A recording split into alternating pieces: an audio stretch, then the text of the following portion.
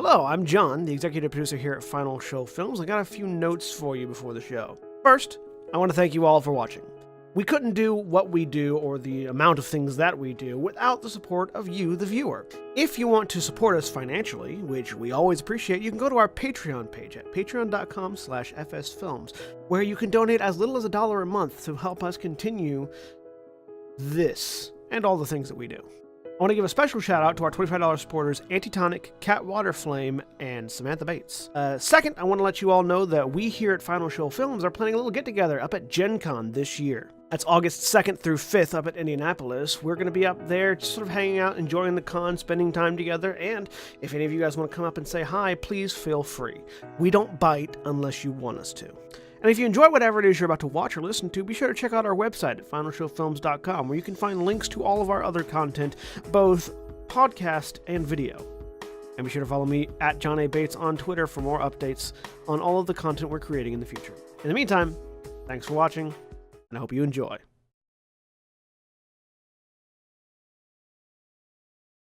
We're live. Hello, everyone, and welcome to Afterlight Skies, the Star Wars podcast that the majority of us, I wasn't quite sure when I wrote this write-up, have not yet seen Solo. So if you spoil it in chat, Jeremy will yell at you. I mean, I won't yell at you. I'm not paying attention to chat. No, I will yell at you. No one will yell at you. Someone I will ban you. who doesn't care about spoilers will yell at you. There you go. So probably Even John better. can. No one will yell at you. I will ban you. Or That better. works too. I was going to be nice and give people yelly warnings. But moving on from that, Yelly apparently warnings. Solo's very good. I am so fan. fucking excited. Thank you. I was just getting ready to type something. Yeah. What was it? I said Yelly Warnings is the name of my Kiss cover band. And I was moving Alright. right past it. Although Yeah. I probably could have said something like Atreyu, because yelling more. Anyway. Jeremy, let it die. I don't care that much. Okay. So yeah, with that out of the way, welcome to Star Wars Afterlight Skies, where Jeremy's going to introduce his character. Hi, I'm Jeremy, and I am playing Corey Tane, the human outlaw tech. Oh, and I need to roll something. You do, but please wait until I've actually cleared the pool. I will wait. Sorry, Star Wars is I don't know if anyone else is having slow down problems with Roll20 right now. It's clear for me at least. So. Oh, that's right. I cleared it at the end of last week. Go ahead. I'm good. One light side. Yay. Yep. Because Corey is And a positive John- force in the universe. So I'm John. I'm playing Ares Artinos, the Mandalorian mercenary soldier, and I got one dark side. Cool. And Spencer? I'm Spencer. I am playing Sai, the Twi'lek ambassador from the Rebellion. And we have Dark Side. And Kat? I'm Kat. I am playing Powder, the surgical droid. And I got us another light side. And Jack? Hey everybody, I'm Jack. I'm playing R3RN Rerun, the astromech droid, who is a combination saboteur and mechanic. And he is feeling one light side today. All right. And William, our returning guest character player. I am William, and I am playing Helix, HK-53 assassination droid, who brings to the table 2 light sides. Cool. Yay, Helix.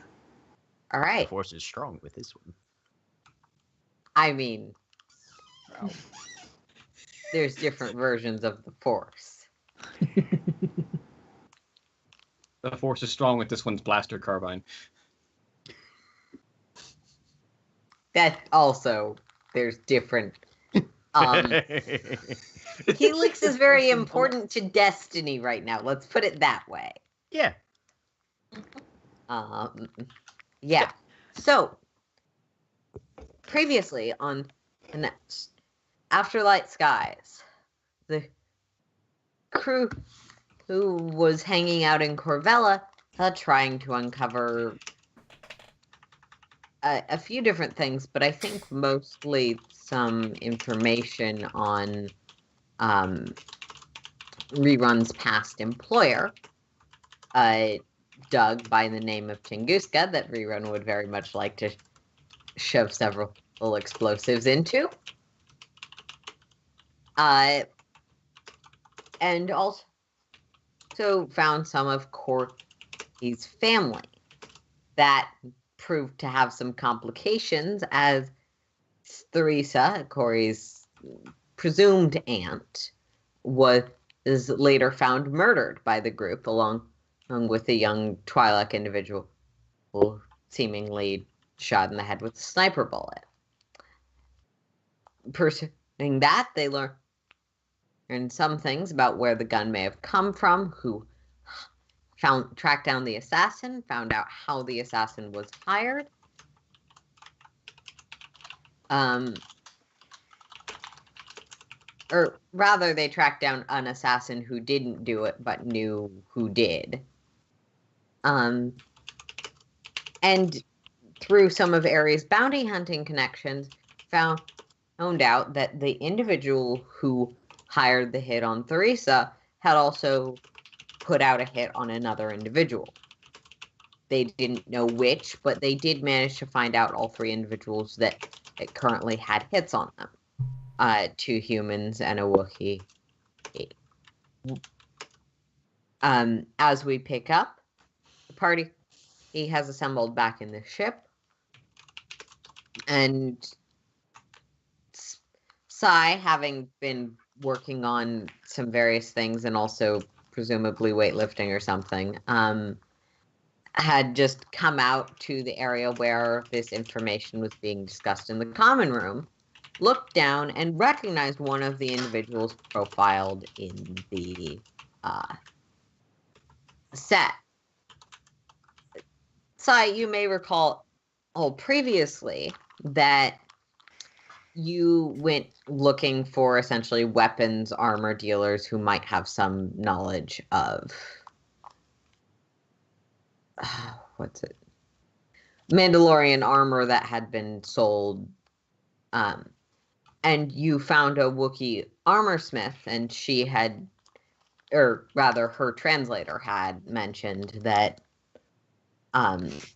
they didn't mind looking into it, and that it wasn't something they had ever traded in, though she had at one point modified some Mandalorian armor for that Mandalorian to put in an inbuilt jetpack.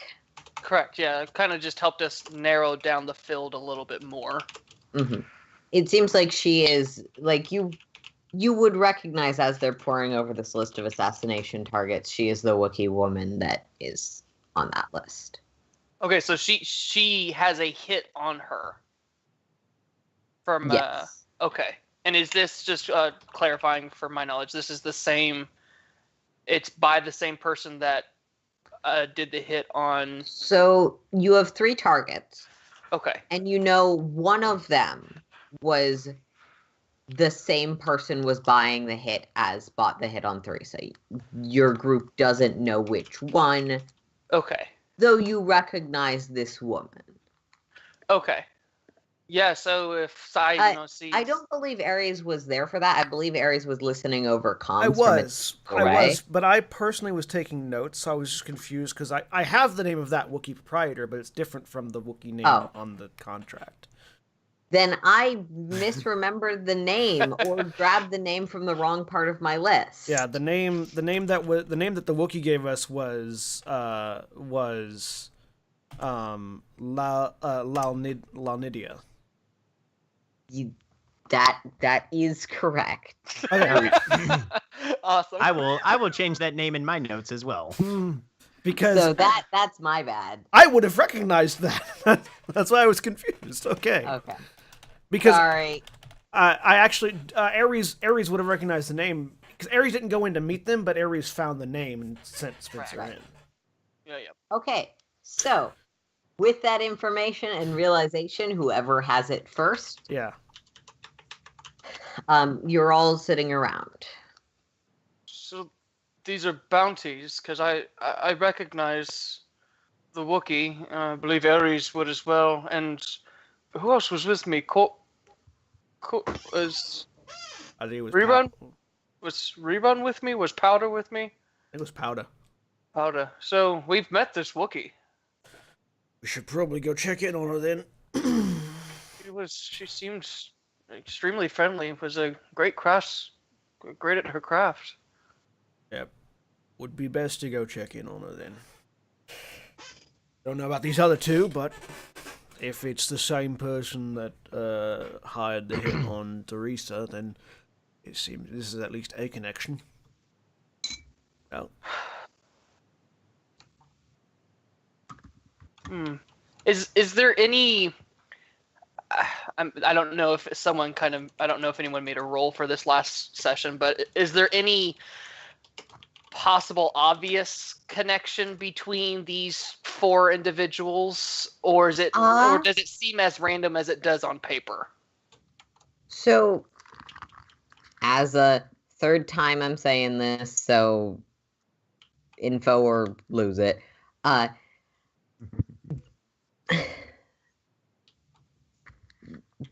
You know that one of these 3 people is targeted by the same person who called the hit on Teresa. The other 2 were likely independently also people that someone wants assassinated. Would it be possible, given that we know that, okay, somebody called a hit on Teresa, and that same somebody has also called a hit on one of these 3 targets that we know, would it be possible for Rerun to go on the HoloNet and see if there are any other connections? Like, oh, this Wookiee armor smith also, like, they went to the same Better Business Bureau meetings or something. I don't know. Yeah, that is what I more meant, was like that. Yeah. Someone can make me computer's difficulty 3 with a setback die, and you can get a boost die if someone else is assisting. Sai, what's your computer's skill? 3 green. Okay, And I've got 2 yellow and a green, so... Yeah, so I can assist, or someone else can, but yeah. I was going to say, am I around? Because I have 3 yellow in computers. I think everyone is.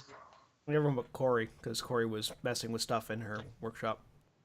I have 3 yellows and a green, but yes, I'm in my workshop. Yeah. Yes, you could either attempt this yourself, or you could try and find someone to pass it off to who has better stats. But as you're making that decision about who's going to roll a thing, Helix, you're showing up outside of the Nisari. I believe this may actually be a different Nisari than you previously encountered. They've gone through like 2 or 3 ships since I last ran into them, I think. Yeah, the one of those wasn't named the Nisari, if I remember right. Nope, this is the same Nisari he last saw. Just different paint job. All right. And technically different numbers. Okay. So this is... Well, he can't see that. That's a digital code you send out when you're docking. It's not a license plate. So you arrive. This is definitely distinctly resembles the ship and model that you last saw. It seems like they've had to... because last time you saw this ship, the entire exterior and paint job had been sheared off, and there was acid pockmarks all over it. Yeah. So seems like they've fixed it up some since then, given it a new exterior coat.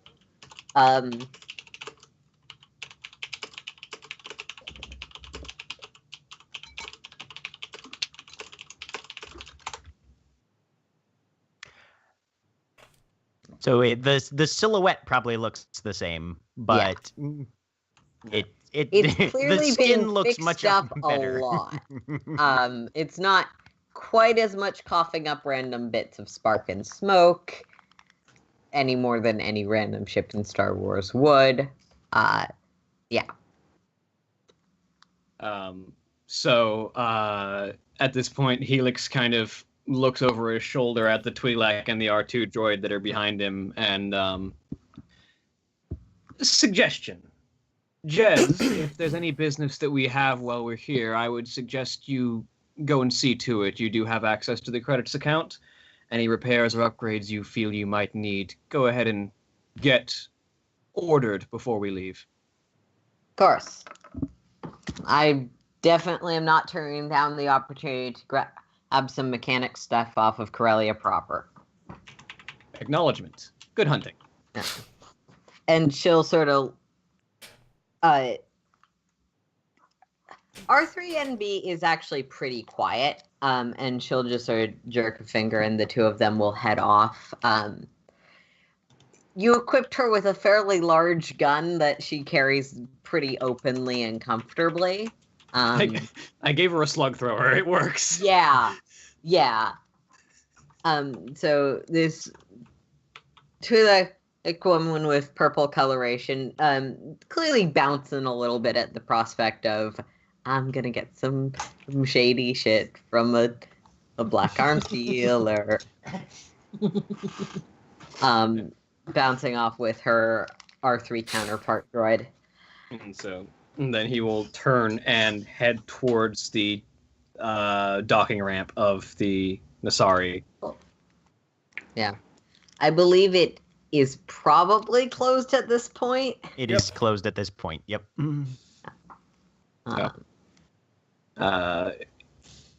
He'll just... Yeah, he'll just like metallic fist. Tung, tung, tung. Okay. So now is that going to pick up on rerun systems? Yeah, so I'm getting there. Okay, sorry. Now, whoever is going to make that roll, make that roll. Difficulty 3 with a setback plus a boost for assistance. That is 1 success and 1 advantage.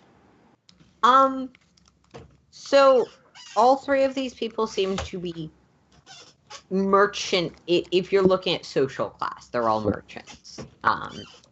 It's just one of the more common things to be in Corellia. None of them are necessarily in the same exact field. Theresa's specialty is knickknacks and oddities. Laleneda's specialty is armor. Yeah. The other 2 humans that...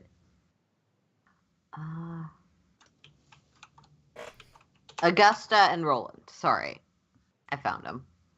They're important. Augusta deals in licensing software, and Roland is a ship parts dealer. Ooh, Okay. Ship parts. But so they belong. belong to rough trade unions in the sense that they all are merchants, but there's nothing that specifically connects them to your eye. However, Powder, you've been privy to almost all the conversations that happened around that. So as you're thinking about this and trying to figure it out, you do know that both of these people were people that were at least at one point asked about helping out with the Mandalorian armor situation. Okay. Oh, that's right. The common connection is us. Yes. Uh-huh. Which Let's be clear. Ares made The common earlier. connection is Ares. Not Eric's us. armor. Someone But could be Powder, trying to as cover you're the thinking tracks. that, you all hear clang, clang, clang. Well, while they're looking at computer Be stuff, expecting I will visitors. go check the door. Okay. You're a Mandalorian. There's no reason you wouldn't recognize this. Sort of checking the exterior sensors for the door. There's an HK assassin droid just standing outside. Helix and Ares know each other. Oh, right. There's a specific HK droid. I feel like the first instinct is still, that's an HK assassin droid. Oh, wait, that's an HK assassin droid that I know. if Sai would have opened the door, it would have been the first reaction. Just in case it's not Helix, my blaster rifle is still in my hand. I mean, so the thing about it, the thing that distincts Helix from most other HK assassin droids is he has like ballistic curtains like bolted around his hips that sort of creates a trench coat visual. Yeah. So, But I mean, Still. any HK can get that bolted on if they want to disguise themselves. yeah. So hands still on blaster rifle. Open the docking bay ramp. Mm-hmm. Helix. greeting. Mandalorian Artinos. It has been some time. It has indeed. What can we do for you? Recitation. I have been recruited by a friend to assist you with some of your problems in this location to get you moving further on to your final target, one Tunguska. Yeah, well, we're just about to go out for a walk and work on that. So Oh, Jeremy. come on in, meet the boys in the band. Our guest star is here because we've been fucking off too much. I will bring Helix into the communal area. Yeah. Right. Rerun, you definitely can sense someone entering the ship because you're pretty keyed into all of the ship systems at this point. Okay. Right. Yeah. If he notices somebody coming in, he'll scan. Probably see that it's Helix. Powder, are you all right to proceed on your own, or do you still require my assistance? I have some should be fine. business to attend to with our visitor. Who is it? As we walk around the corner. Yeah. Just walk around the The corner. Mandalorian Well, I mean- now has an HK droid with him, and Sai, you would recognize an assassin droid given your upbringing and your profession. Yeah, no, Sai immediately quick draws. Spins Do I to one notice knee. Helix? Or are they behind us? Well, I you think and I the are only prob- person you that and is I are not probably aware of up in, Helix entering is probably Corey. Unless Helix, you are stealthing.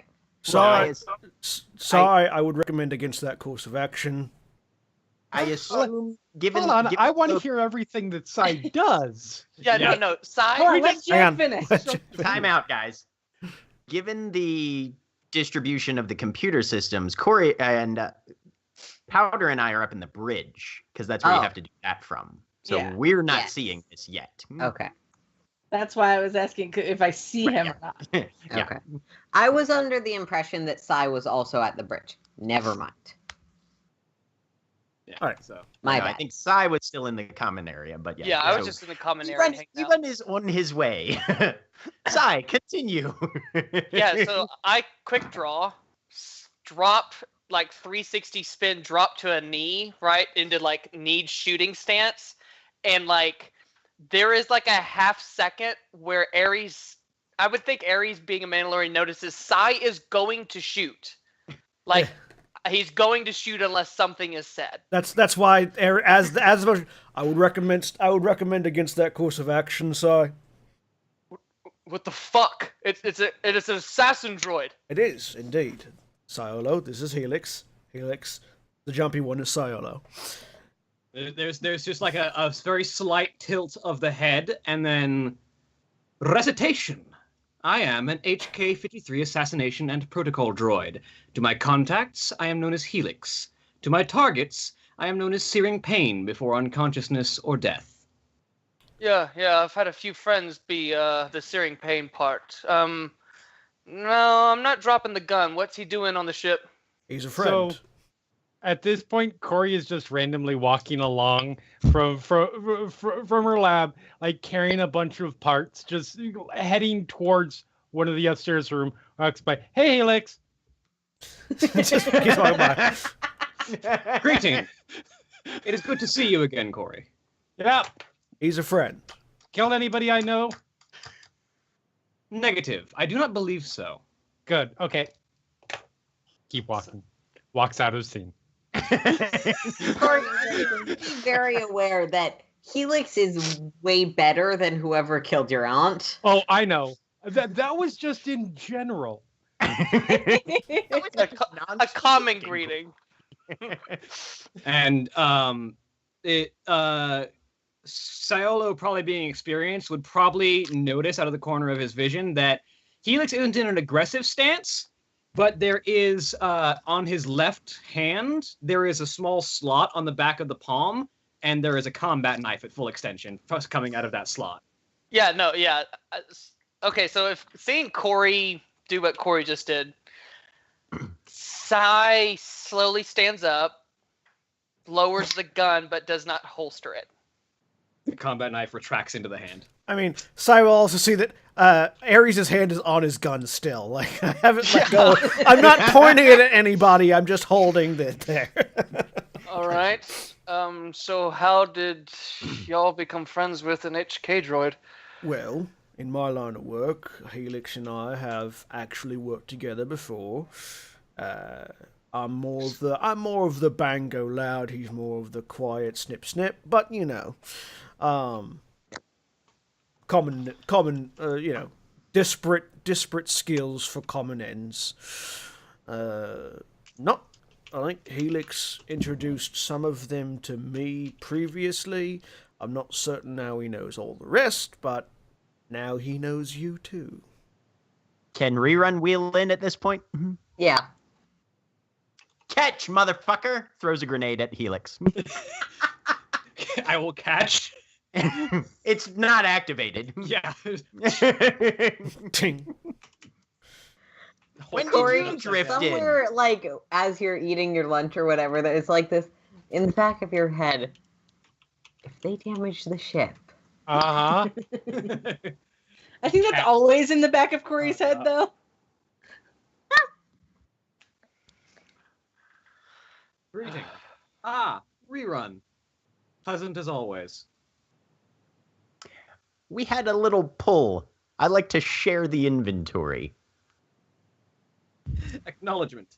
That goes one more, he says, as a small series of cavities, like 6 small cavities in his chest open up, 2 of which already have grenades in them, and he just slots one into them. Right. Yep. Hey, if you want to fill those up, we've got like 398 more in the cargo hold. Negative. Some of that space is for storage of other things that might be necessary. Fair enough. Anyways, we're about to go out and check in on a Wookiee armor dealer who may or may not be soon to be dead or not. I'll say holding up the data pad that has the information on it. I mean, Helix recognizes assassination contracts when he sees them. Yeah. Commentary. I was instructed to assist you with any dealings that you had here on your way to Chunguska, so... Well then, feel free to come along. Solo? Yeah, I'll go along. I mean, we're not going to kill the Wookiee, so... No, we're going to save the Wookiee. Right. Yeah, let me get my things. Which, cool. I mean, means killing the people trying to kill the Wookiee, but I mean, you know, it's whatever. Apparently, if you do it in defense of other people, it's called saving or protecting, not murder. But It's all about where the quotes are in the sentence, man. It's all about where the quotes are.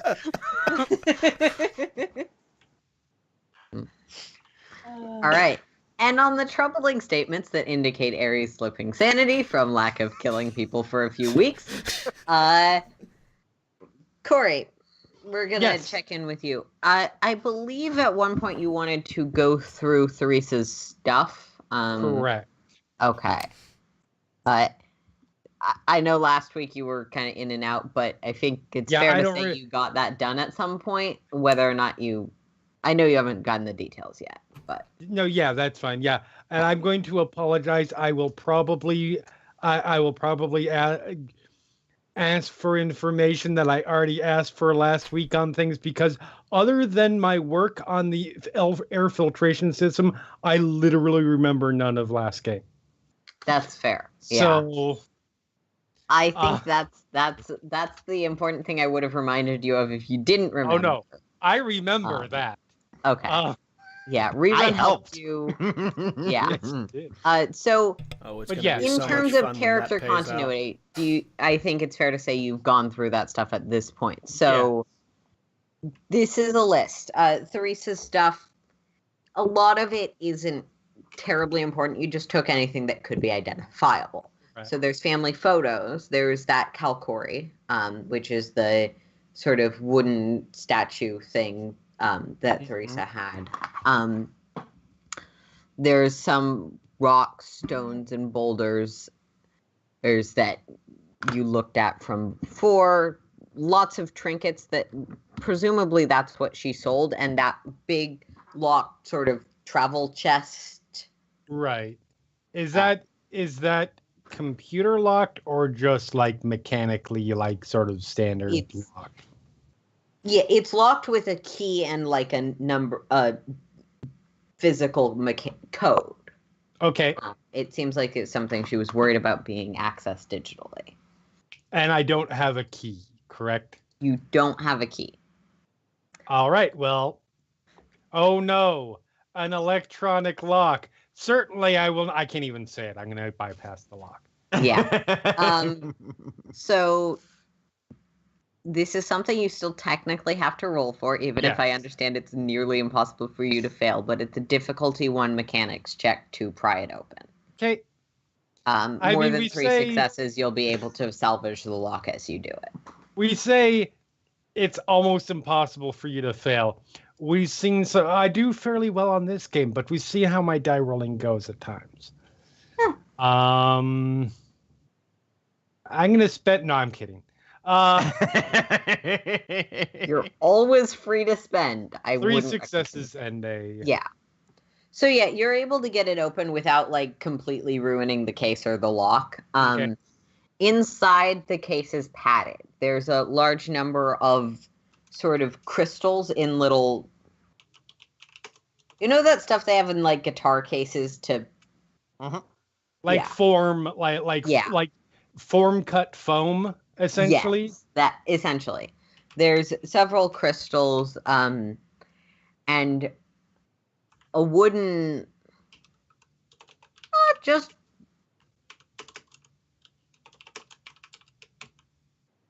You know, and only when you're not in D&D are you like, where is the Arcana roll? Right. Lore. There's a skill called lore. Yep. Yeah. And a sort of wooden stick about 1.5 feet in length. Okay. You can roll me a lore or roll difficulty 3 to try and identify it if you would like. Yes, I would. This I will spend a point for because we've got 5. You only have 2. I think that should be more balanced.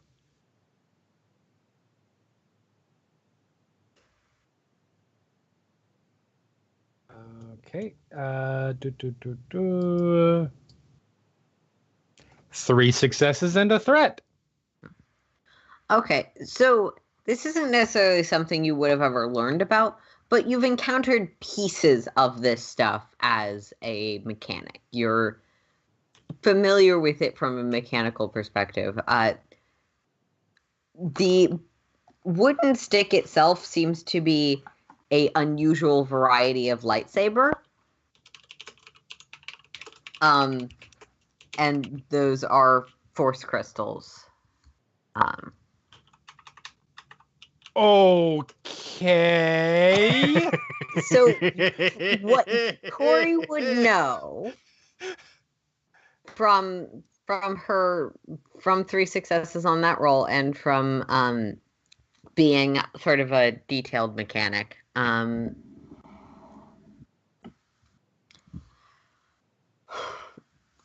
is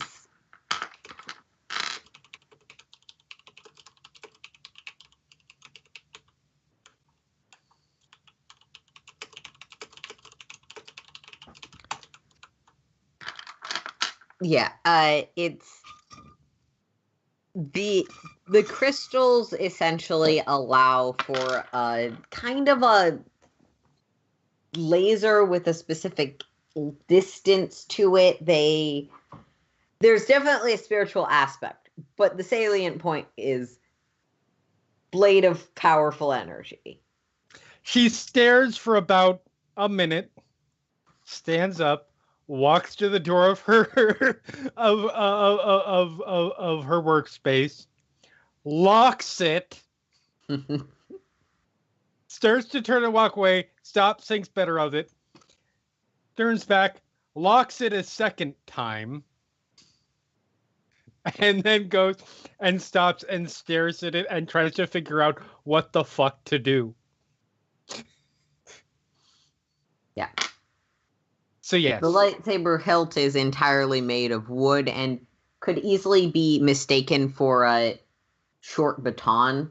Mm-hmm. Yeah. Okay, yeah. And yes, she's just going to be lost in herself for a little while as she tries to work this out in her brain.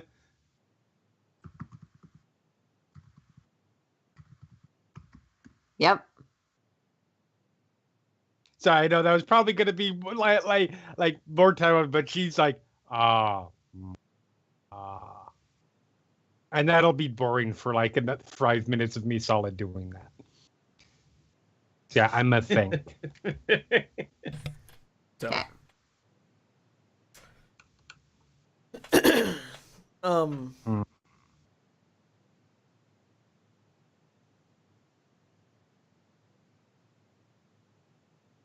Well, that happened. Yes, it did. Yep. So, if that is Corey being silent for a while, before we leave out, I'm going to actually go grab the sniper rifle that I retrieved, and walk up to Helix. Helix. Sorry, you retrieved. That we retrieved. That's more like it. Helix, got a question for you. I'm going to toss the sniper rifle to him. Welcome to the Dasari, where if you show up, we will throw multiple weapons at you. What can you tell from looking at this? What can I tell from looking at this? Make me a knowledge warfare roll with the boost die for being a specialist in sniping. I guess. I mean, Difficulty 3. Sure. There's some things you will know regardless. I'm just curious if you know anything else. No, I have a failure and a threat. With failure and a threat, this is a pretty standard rifle. It's set up to be a viable sniping weapon, like from the lack of any sort of identifiable codes, you can tell that it's probably intended to be dropped or hard to trace. It shoots blaster fire. It's decent quality. It's not amazing, but it's a pretty sort of standard loadout sniper rifle. It's also been recently spray painted into the Artino's clan colors, but... Oh, yeah. And it's covered in spray paint of Artino's colors. Yeah. Recitation. Standard disposable blaster sniper. Good at... effective from rattles off a number. Yeah. Distance in meters. Variable amounts of spread. Decent weapon for disposable nature. He is handing it back. I'll take it back. Except for the part where it's now spray painted with your clan's colors, which is a little bit of a less disposable. I mean, Mandalorians mark their territory. Yep, I was hoping you might know more. Alright, I'll go hang it back up. Yeah. Right, let's go see a Wookiee about keeping her alive. Go see a Wookiee about a horse. Amusing. I do hope there are other things that need to be spoken to about not being alive anymore. Yes, the ones that we're trying to keep from killing her. You're here, so I probably don't need this, I say, figuring my blaster, so I'm just gonna go hang the blaster up and grab the vibro axe, because if Helix is on blaster duty, then I'm on up close duty. Oh, I've got my vibro axe and shield. Chink, chink. Right. Let's go. Okay. Unless there's anyone else who wants to stop them, go with them, comment on something before they leave. Helix, Hix, Psy, and Ares, as I understand it, head out towards where you previously met that weaponsmith. So the marketplace warehouse. Yeah. Did I finish my computer stuff and all that to be able to tell them everything that I learned from that before they leave? Probably not. You're probably finishing just about now. Okay, then I would go over They the have comms to let comms, them know. yeah. Yeah. Okay. So what does Powder say? Well, Potter would explain all of the things that they are. Sorry, my brain stopped for a moment there. Potter would explain all of the things that they were selling, and mention that the only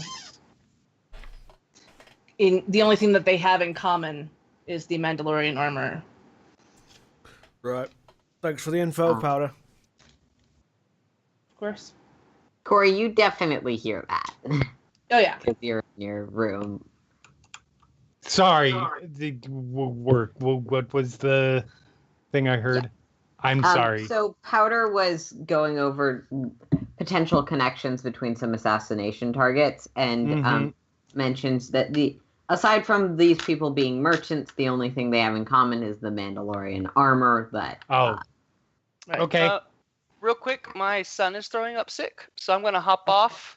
Just make sure he's okay. He's about to go to bed, so if he calms down and falls asleep, I might hop back on a little later. Yeah, but just message us. Let us know. It's fine. Yeah. Okay, cool. Good luck. Better. Yeah. Poor little dude. Now I have to adjust things. Do we need to go to break, or are you No, good? fine. Keep going. Okay. Yeah.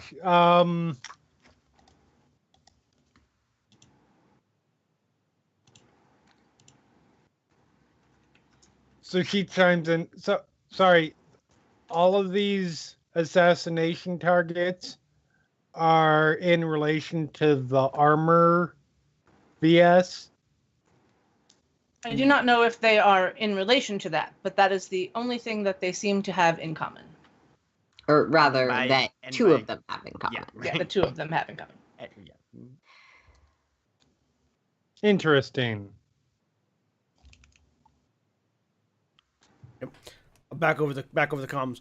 Corey, do you know if your family has some sort of like noble criminal house? Because that seems to be how some people are talking about them.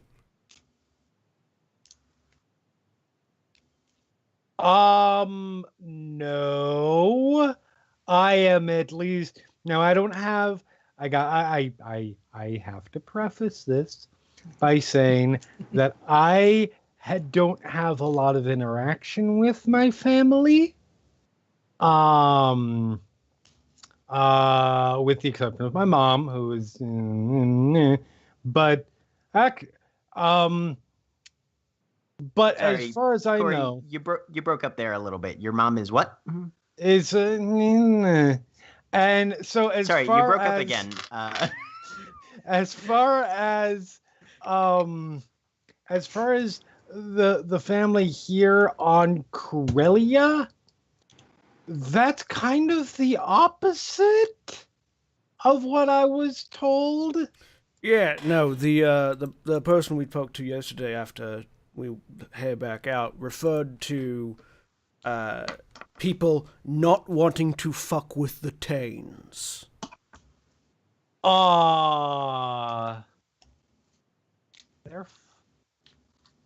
Which is sort of the sentence that you use when you're talking about like huts and things like that.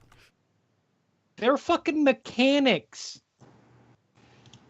Apparently not. I'm not on this comm frequency, so... Yeah. And Helix, just for Helix's benefit, Ares does have a built-in comm, so you probably can't hear most of this. Yeah. he's not holding up. Yeah, it's in my helmet. Yeah, he's not speaking loud enough for me to hear. Yeah, no. Right. Well, we'll keep looking into it. Then, Cool. out loud to Helix. Helix, is there a reason why you wouldn't want to fuck with the Tanes? I use that as a quote.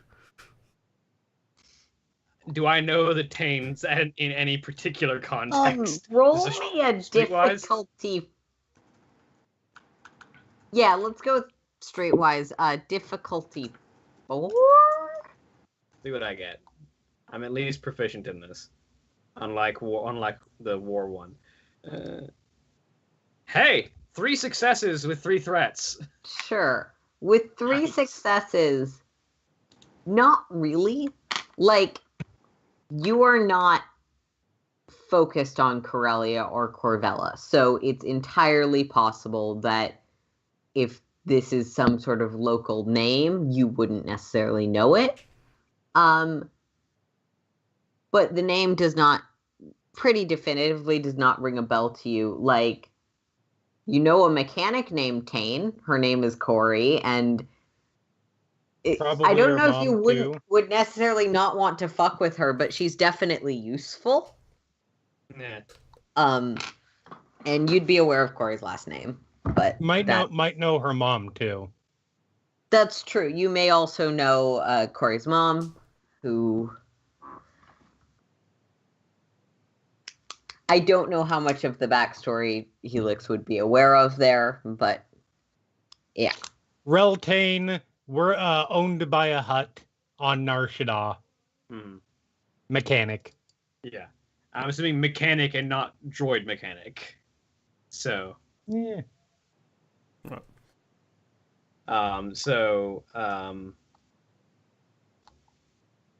Musing. The only people I presume would not wish to fuck with the Tanes are those who have a vehicle in their workshop. Well then, let's go check in on our Wookiee. Continue on. Rerun goes to They're check in with mechanics, Corey says, staring at what's Yeah, apparently right? a lightsaber. Observation. Although there is at least one Tane with access to a Mandalorian bounty hunter. I mean, there is. That's true. Probably wouldn't want to get on her bad side. Continue on towards the... Yeah. So there's a clang, clang, clang on the outside of Corey's workshop door. Mhm. 1 minute.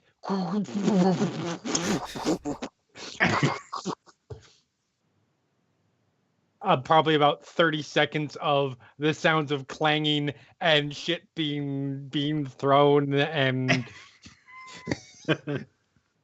before the door is unlocked and then unlocked again and then opened. Hey, what's up? What's on the priority list?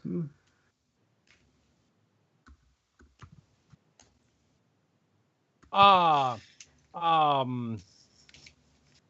you okay? I'm good. I'm keen. Because usually what's on the priority list, there's an instant response of like 15 things of here's what the ship needs fixed. No, I am just fine. I am just, there's been a lot going on, and I'm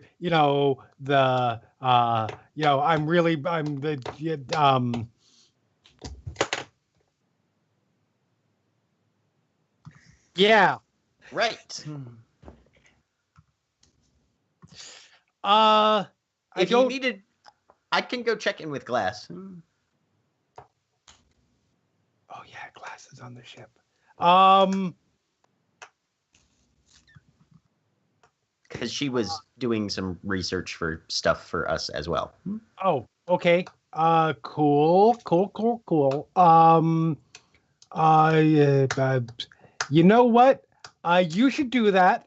You should absolutely do that. And I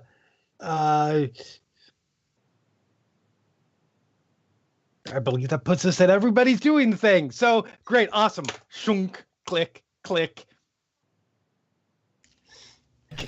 I love how we've completely upended Corey's emotional mood in the span of like 5 minutes. So yeah, Rerun will go check in with Glass and see where she's at on her most recent assignment. There's a lightsaber in this box. And my family are badasses of some repute. Maybe. Baby. Which would be...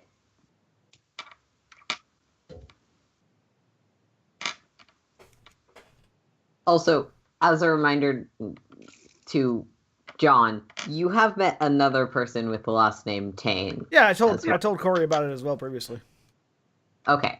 Yes. That was what prompted Corey to apparently set up my room to knock me out, theoretically. Right. Theoretically. Okay. Hypothetically, even. Rerun. Yes. Yeah, so he'll wander down to wherever Glass is. Yep. So, have we gotten any pings or feedback on the research yet? Can you remind me what she was researching for you? She was, I believe the last thing Rerun had asked her to look at was the Twilight Kid, especially given that Rerun thought he was at least had some Mandalorian connections. Right.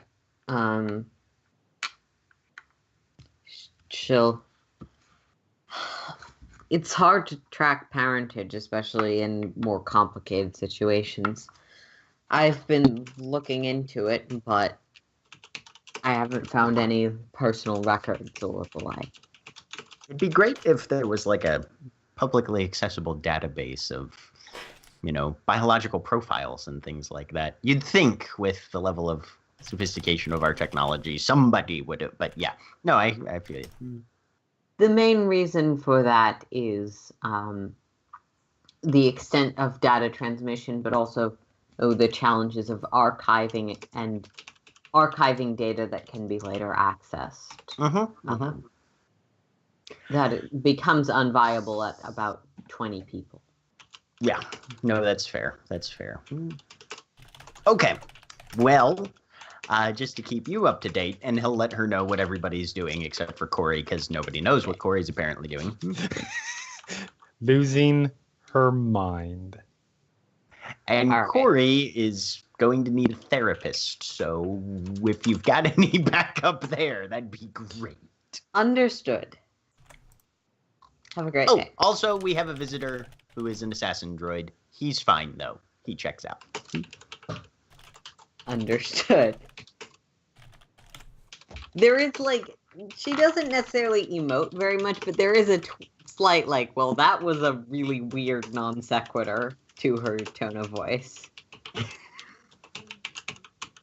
Well, he came in on the aftermath of Siolo getting about a nanosecond from trying to put a round through his head, so, That's fair. Yeah. Glass doesn't have a gun. Okay. So, Corey, about 30 minutes after you spoke to Rerun, you have a knock on your door. A little more composed this time, so I didn't have to shove everything off into random shit. So, click, click, click, click, click, click, click, click, shunk. Hey, what's up? Glass is standing there. Hello. Hey, Glass. How you doing? I was wondering how you're doing. Oh, I'm good. There's a lot going on, and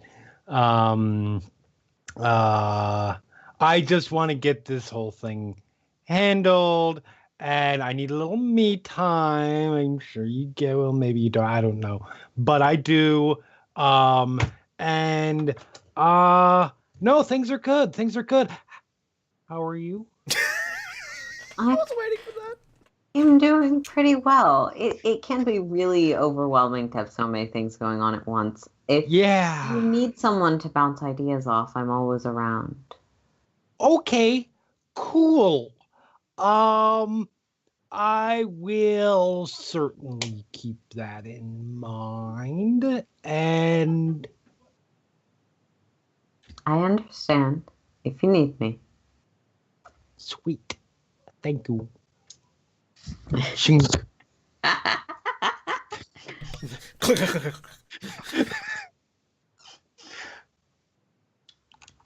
So, Yep. as Helix and I are approaching the weapons and armors market stall area. So, anyways, yeah, no. Apparently, if you hit a Rhodian like right in the like sternum area, his head just like deflates. It's kind of funny, actually. Observation. I have found very often that their close quarters aim is a bit off the mark, so typically there is a window for that. Yep. Though, if you kill him with the punch, it doesn't deflate. They just obviously just fall over like a ragdoll, which is also kind of funny. But all right, I think we're here. Rhodians, the punchline of Star Wars assassin species. It's because they try to be assassins and fail so utterly at it.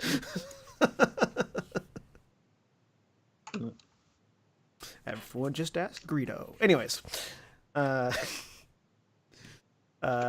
in to find our Wookiee friend. Okay. Yeah, it's easy enough to find her. It's not. Her stall is at the same place it was before. There's Leonara and her translator are both there. She seems to be working on something. And the other woman is actually, it would be a different woman. Is standing at the front, talking with one of the customers about an order. As we walk up just to Helix, do you speak Shuri work? Because I do. I was about to say, as a protocol droid, I believe I speak in most of the like mainline languages of the galaxy. So Yeah, I think that is what we established in terms of it. All right, so we're both good. Right, good. Walk up. Hello there. To the Wookiee, or Directly to the Wookiee. yeah, she'll not really quite look up for a project.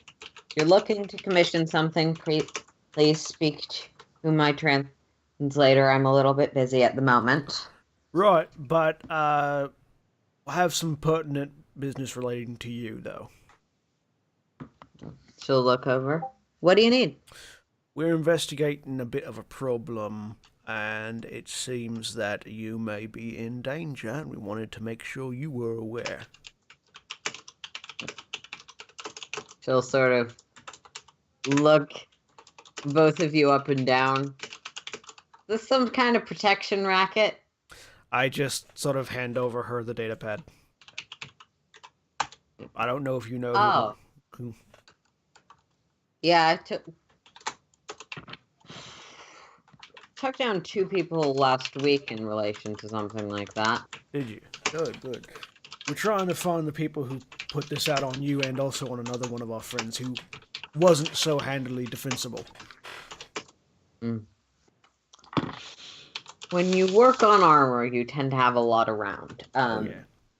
And, like, she'll stand up to her full height, and, like, most Wookiees are taller than either of you, but she's pretty massive and clearly built, even for a Wookiee. In terms of what I know about who might have ordered this, it's always possible it's some sort of business competitor. There have been a few things I've done recently that could have ruffled feathers, but nothing that I got a warning about in advance, unless you're the warning party. We're here. We're pretty certain it's related to information about a particular set of Mandalorian armor, and I'll describe it and the symbol that was on the back. Yeah, we had someone else in here asking about that. I may have looked into it a bit. It seems like that's the connection between at least the two that we know of, you and the other person. Did you find anything that would explain why this is suddenly the reaction? No, but I definitely looked around and didn't find anything, so the reaction may have been to someone snooping at all. Look over at Helix. I kind of feel like painting a target on myself now.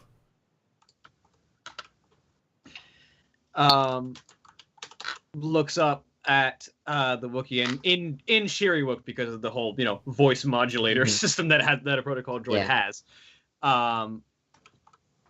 Query: were you actually commissioned to do anything with said armor? Nope.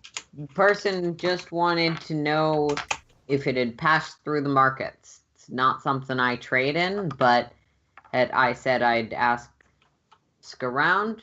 I asked around. No one here had traded in it, so... I have a question for the DM. Yep. The person that she's talking about having asked, that's Siolo, right? To Aries' knowledge, that would almost certainly be Siolo, because Siolo... Who is standing right there, right? Oh. The DM lacks object permanence. I assume, so as an excuse to have Siolo... Yeah, as an excuse to have Siolo not needing to talk, he probably stayed outside the market. Yeah. Okay. I think Sai stayed back because you guys were trying to ask about a thing in relation to what he had already done. Yeah. Okay. So he might come in if you needed him to verify something, but I think having him off to the sidelines so that we have a different set of people asking questions. You know what sense. he's doing? He's asking the guards of the facility and other people around. He's smoozing his way around, trying to find out if anyone saw anything suspicious. There you go. Cool. Oh, sorry. I think was she done talking? Yeah. All right. The folks that attacked you, did they have any signifiers on them? No, from what I could figure out after the fact, they were just low rent assassins. No offense. None taken. Neither one of us are low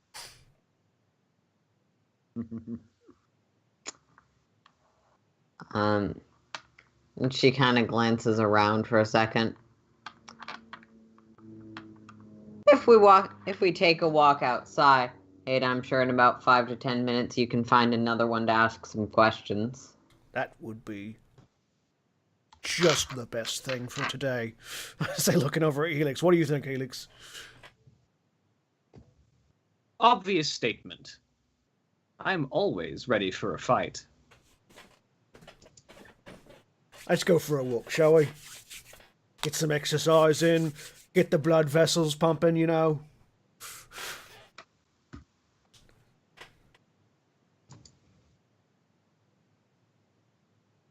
Observation.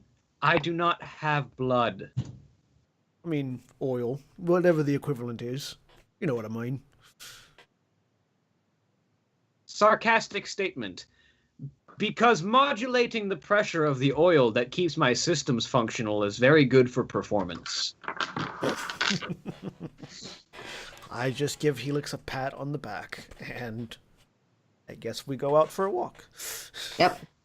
All right. Yeah, she'll sort of say something quickly that neither of you quite overhear to the main to her translator, who'll nod and then go back to haggling with some guy about essentially an armored case for an antique blaster or something like that.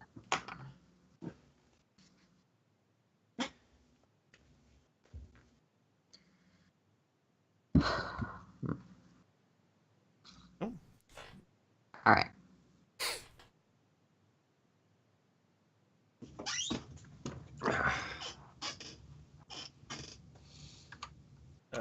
Helix, you want to hang back a bit? Just that way you get a nice vantage point while if anything jumps out. You look over at Helix, and he's already disappeared into the crowd. Works for me. All right. All right. So, Helix, sneaking around, making your way to a high place, something like that. Yeah, I'm gonna. If there's any like particularly sturdy metal structures, he can use his mag boots to like ascend to a higher vantage point and get a good view to track both the Wookiee and his companion. Yep. Sure. Just make me a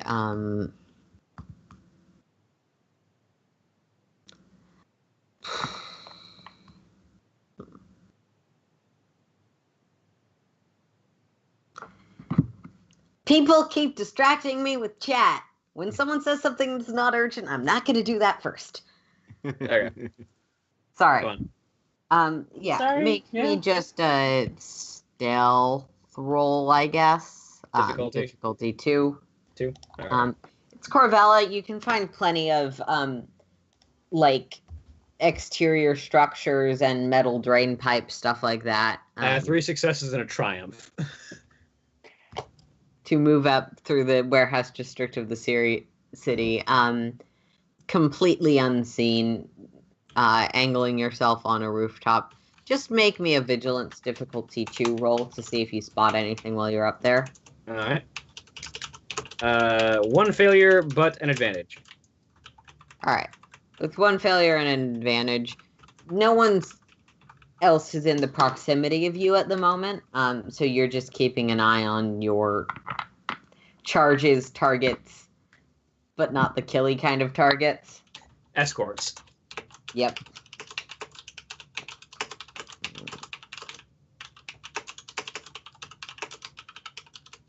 All right. And because this will hopefully get less things happening in chat, let's quickly transition back to Powder and Corey and Rerun on the ship. Okay. Yeah. So Rerun will run back up to the bridge to inform Powder, because apparently he's the go-between Secretary Denmother this episode. Well, Ares and Helix and Siolo are off to contact the Wookiee. Oh, Helix is here. That is good. Yes, Helix is here. He showed up to help. Someone sent him. I don't know who. But he's always a nice addition to any... Well, He is always welcome. He mentioned helping with Chunguska, which I am very excited to see how that plays out. Indeed. Sorry, anyway, Corey's being weird. I don't know why, but... Well, I must speak to Corey, so... she's still on the ship. You can talk to her still, I think. Wonderful. And Powder's going to head to Corey.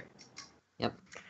And Rerun's going to pre-calculate as many viable astrogation routes towards the coordinates we were given for Chunguska as seems practicable.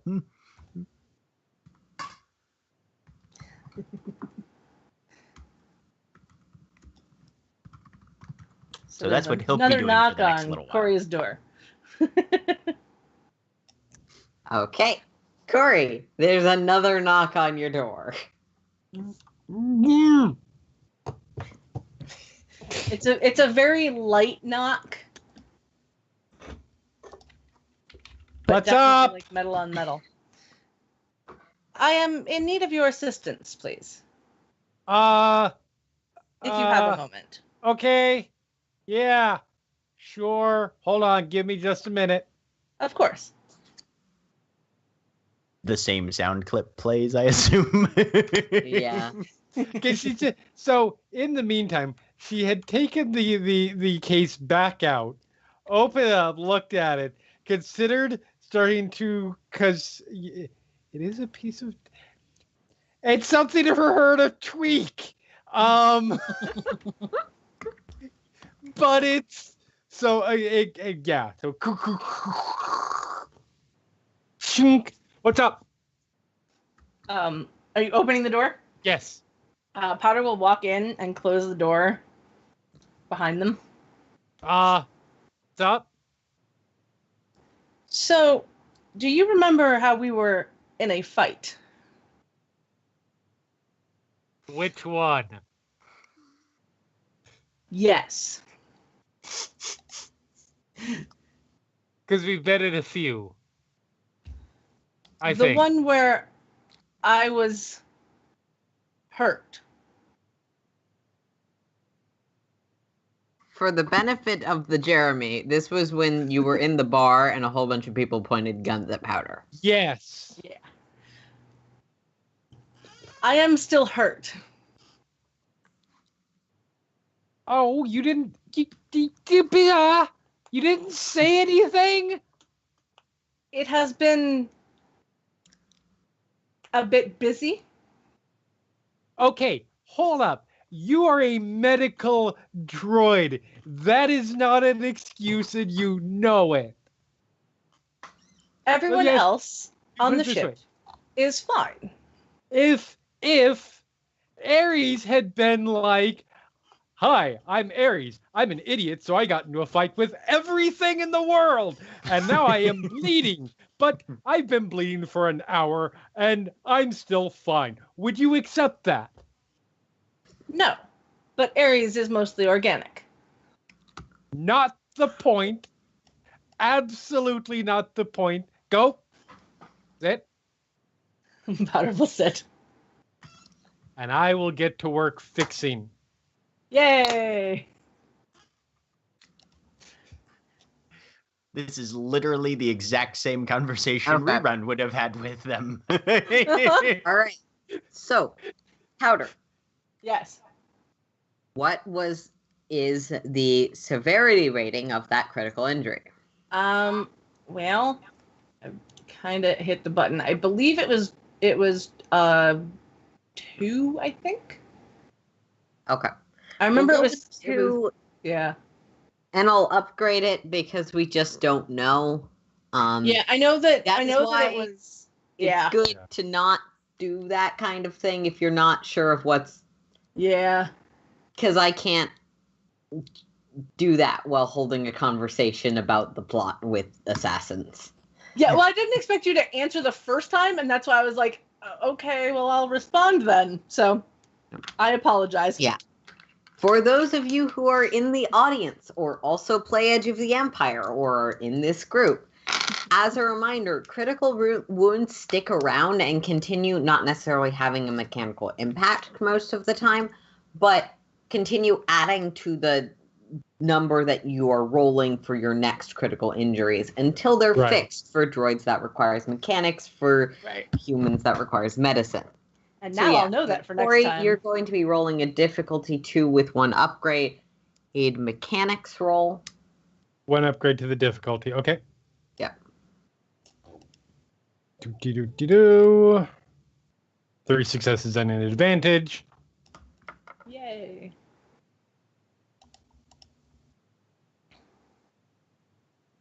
All right. I will be writing myself a note so that I don't forget that if it happens again.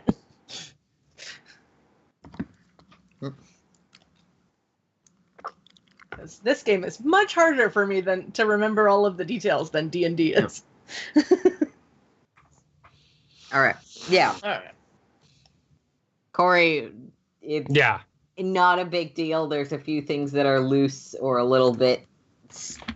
There's some fray from the stun bolts. Okay. You fix it all up. Muttering to herself a little bit the whole time. But at least it lets her focus her mind on something else. So, Beautiful. Powder, just make me a difficulty 3 vigilance roll. Okay. Difficulty 3. Flat. Never mind. Well then. Yeah, and on that, we're going to transition from the mechanics back to the assassins. Cool. I like that Sai ended up with the assassin half of the party. I mean, technically, there's only one of us as an assassin. The others that we're going to be both killing are bounty assassins. hunters. Let's go with that.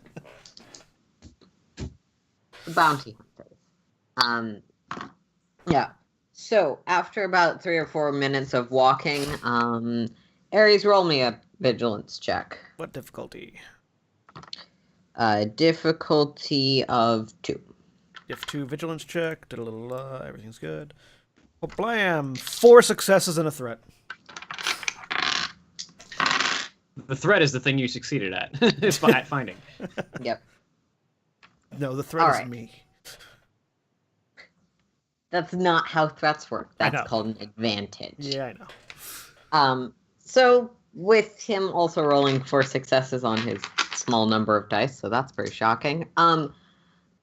You spot just as he's coming up a bounty hunter or something. There's a guy with sort of a jacket with a hood over his head. There's clearly like a half mask underneath that, and he's coming up with his he's gonna just try that on her, and she's got armor, so that's Am I? If I don't know if I just don't see him in time or not, but am I capable of putting myself between the blaster bolt and her? Yeah, you don't have the chance to shoot him before he makes an attack, but you can be the one attacked instead. Yes. Okay. That gives What's him your 3. So he gets 3 setback dice okay? to attack me. Yeah. And this is at pretty close range, but he misses. So, there's a blaster bolt, and you shove in front of her at the last point and shove the gun just slightly to the side. And I walk away for 30 seconds, come back, and all of a sudden there's murder happening. I would like and I to... recommend roll an initiative. Yeah, initiative. Get that shield up in the way. You were both prepared for this. This is the first time I've was actually been in an out-and-out fight, so how do I roll initiative? Okay, fair enough. On the combat page, on the combat tab, there's actually a preset initiative thing, Okay. and it tells you if you were prepared or if you were or if it was unexpected. Okay. I'm actually better at being ambushed, apparently, Also- because my vigilance is better than my... Yeah, make sure that you don't have any difficulty set in the dice pool, because initiative is rolled without difficulty. Okay. Yep. I have a success. So you have a 1-0, and I have a 2-0. Yeah, he was also expecting to be in a fight, so he's got just the 2 dice. He rolled an advantage. So he has a 0-1. Yeah. Ares, you're going first, then Yep. Helix is going, and then he's going, and then I guess I should actually roll her in. Oh, she's going first. She will take up a defensive stance and just wait for... She saw Helix. She's not particularly concerned at the moment about the shady guy with the poorly made coat. Yep. So what I would like to do is basically clothesline the guy to the ground with my shield arm.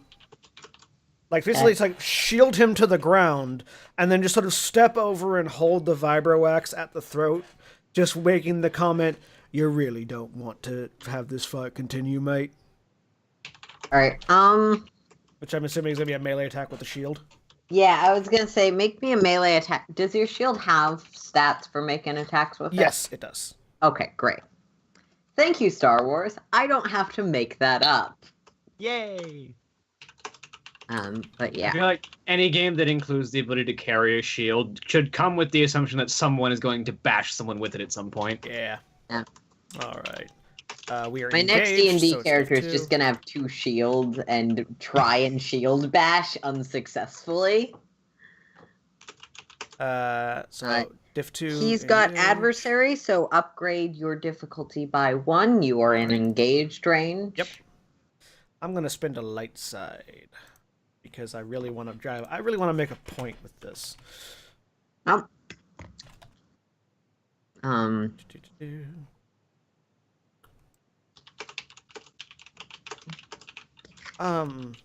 Does take aim apply to melee attacks? I think it does. But no, I'm using that other thing to intimidate, so I'm not going to take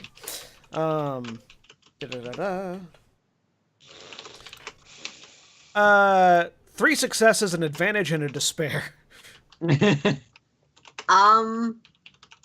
Let me see what I can spend a despair on in this context. So regardless of the despair, he takes he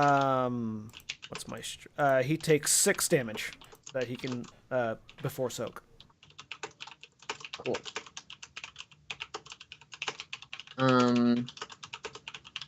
Yeah, he has a soak of 2. All right. He looks dazed but not dead.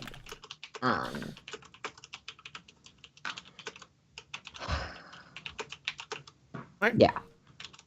Yeah, so yeah.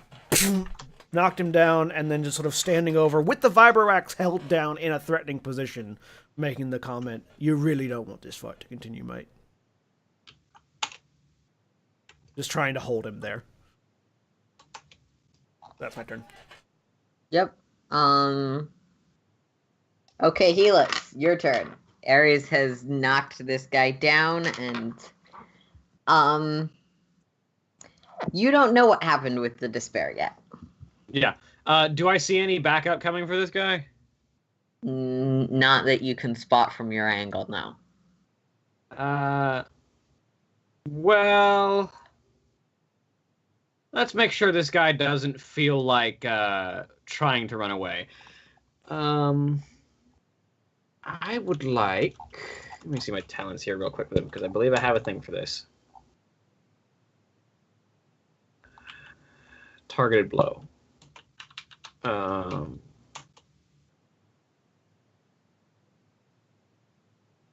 Yeah, I would like to... I don't know if you want to add extra penalty for this, but I would like to shoot him in the leg to make sure that he's not exactly in a position to run. Okay. I'm not going to add any penalty. I'm just going to say you can't hold back on your damage if you over damage. All right. I mean, it's a blaster shot. You're at long range, so. Yeah. Do you just blow his leg off? So there is an amount of blowing his leg off where he will not survive it. You know that. Yeah.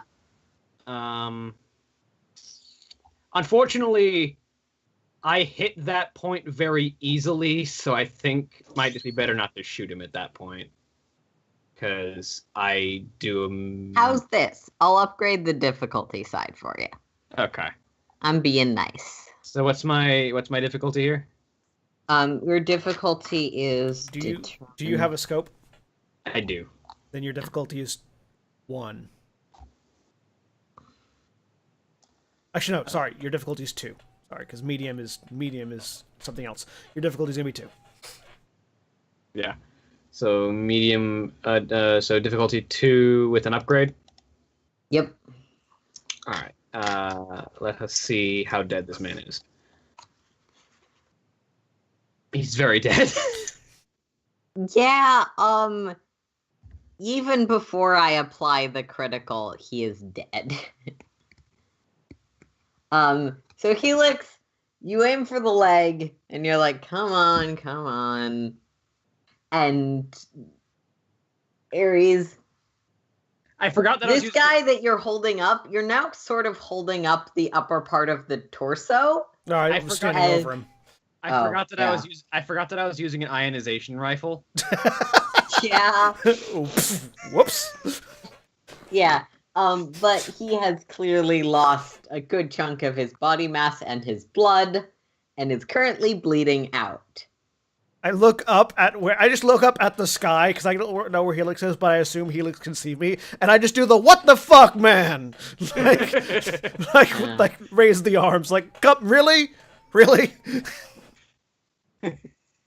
Do either of you want to do medical aid? I will. The ability. I will try to stop the bleeding. Do you have a medical kit of Nope. any variety?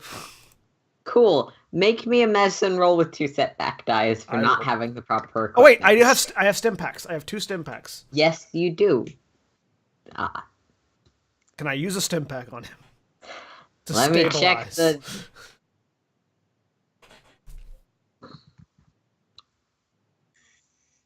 Unfortunately, I have one setting, and that setting is kill. Yeah.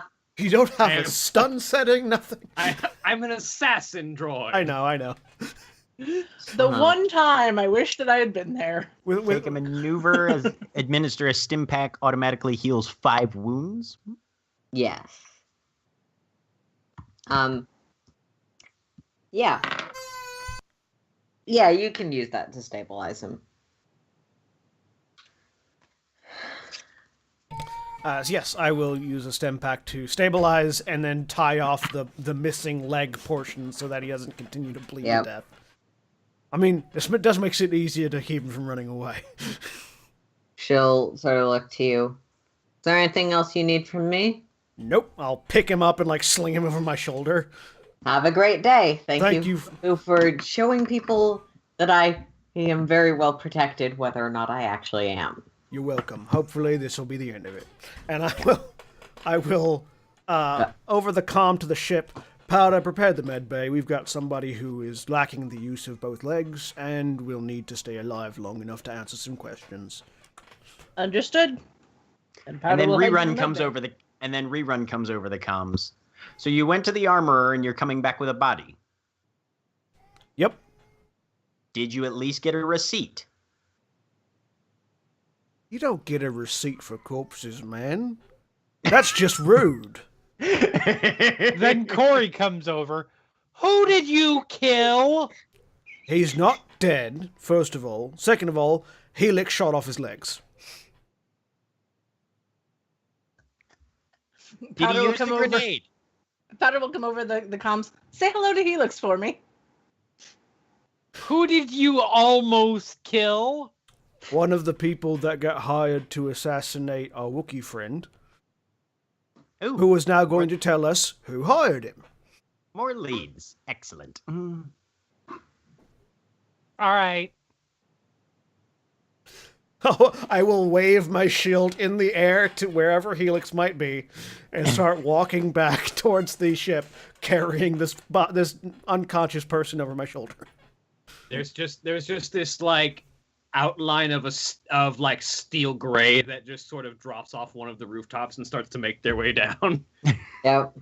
I would like to make a Ares, you get no small amount of looks, especially as you're having a conversation with a Wookiee and the two of you are just standing in the straight with the guy who's almost dead.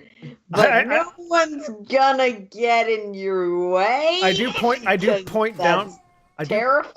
I do point down to the legs and then say, "Do you want those?" To look at you. I'm an armor smith. I knew a Wookiee bounty hunter who liked to collect limbs. I always want to ask. It's a bounty hunter thing, not a Wookiee thing. I just wanted to make sure. I will gather the legs then. And for those who are less familiar with Star Wars,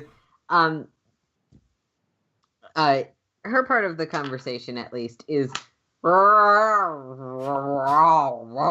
is the sound of 6 or 7 dogs and a couple of cats. Yeah, Jack's doing it right. There we go. Yeah. I may have spent an inordinate amount of my elementary years practicing that. So I did parcel tongue instead. That is a perfectly valid choice. Meet back up with Helix. Jeremy and I are like, oh my god, we're so old. I will hand Helix the legs. Okay. Just in case. Because I'm carrying the rest of him, so. Sling the disruptor rifle, just hold on to one leg in each hand. Query. What am I going to do with these? Oh god, I'm having Borderlands 2 flashbacks. Well, Powder might need them. Query. Does this person need to have their legs back? I don't know.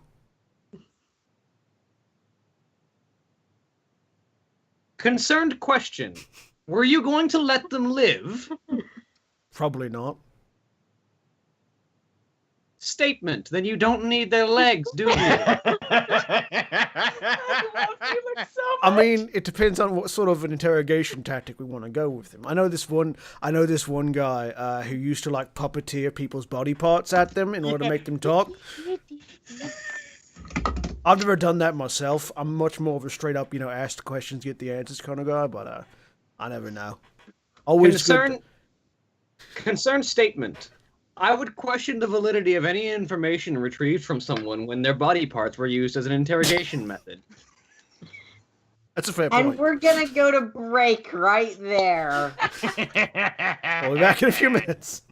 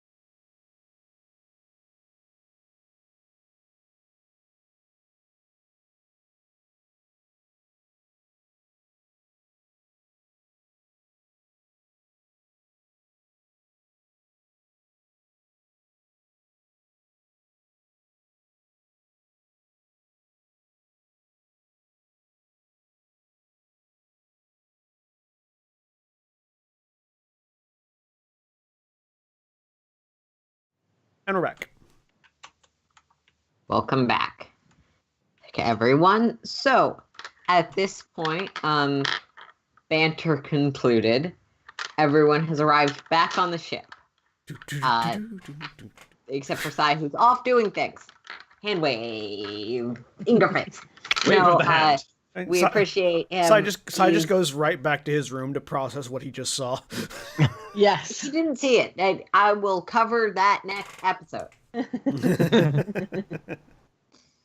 Maybe. It depends on whether or not you guys actually take off this episode, which, Helix, is your objective. I know.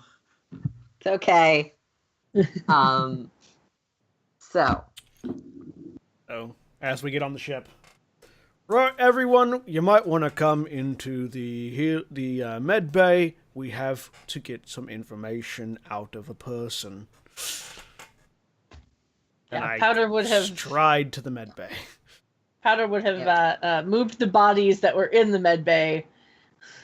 Yeah, you moved the bodies. You decontaminated, so none of the bodies got on the person, because that tends to result in lots of bad things. Yep.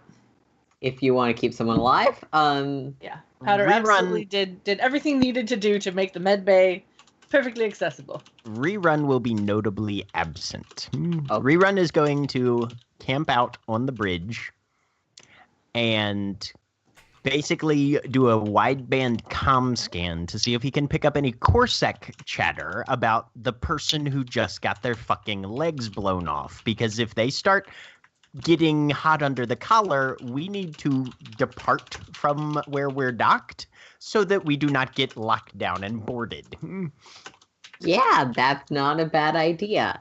Rerun, make me computer's difficulty 3. You muted. I will do this, and I am going to flip a light side point to upgrade this, because I want to know ahead with as much notice as possible, assuming I succeed. Okay, difficulty 3, computers. And here we go. 2 advantage, no failure. Okay. With no failures or no successes, yeah, there's definitely comms chatter on, in general, and on the subject of the HK droid and the Mandalorian that just shot someone in broad daylight, and god damn it, they're making our jobs hard. Muted again. We're taking off. Okay, fair enough. Make me a piloting planetary, difficulty 2, just... Okay.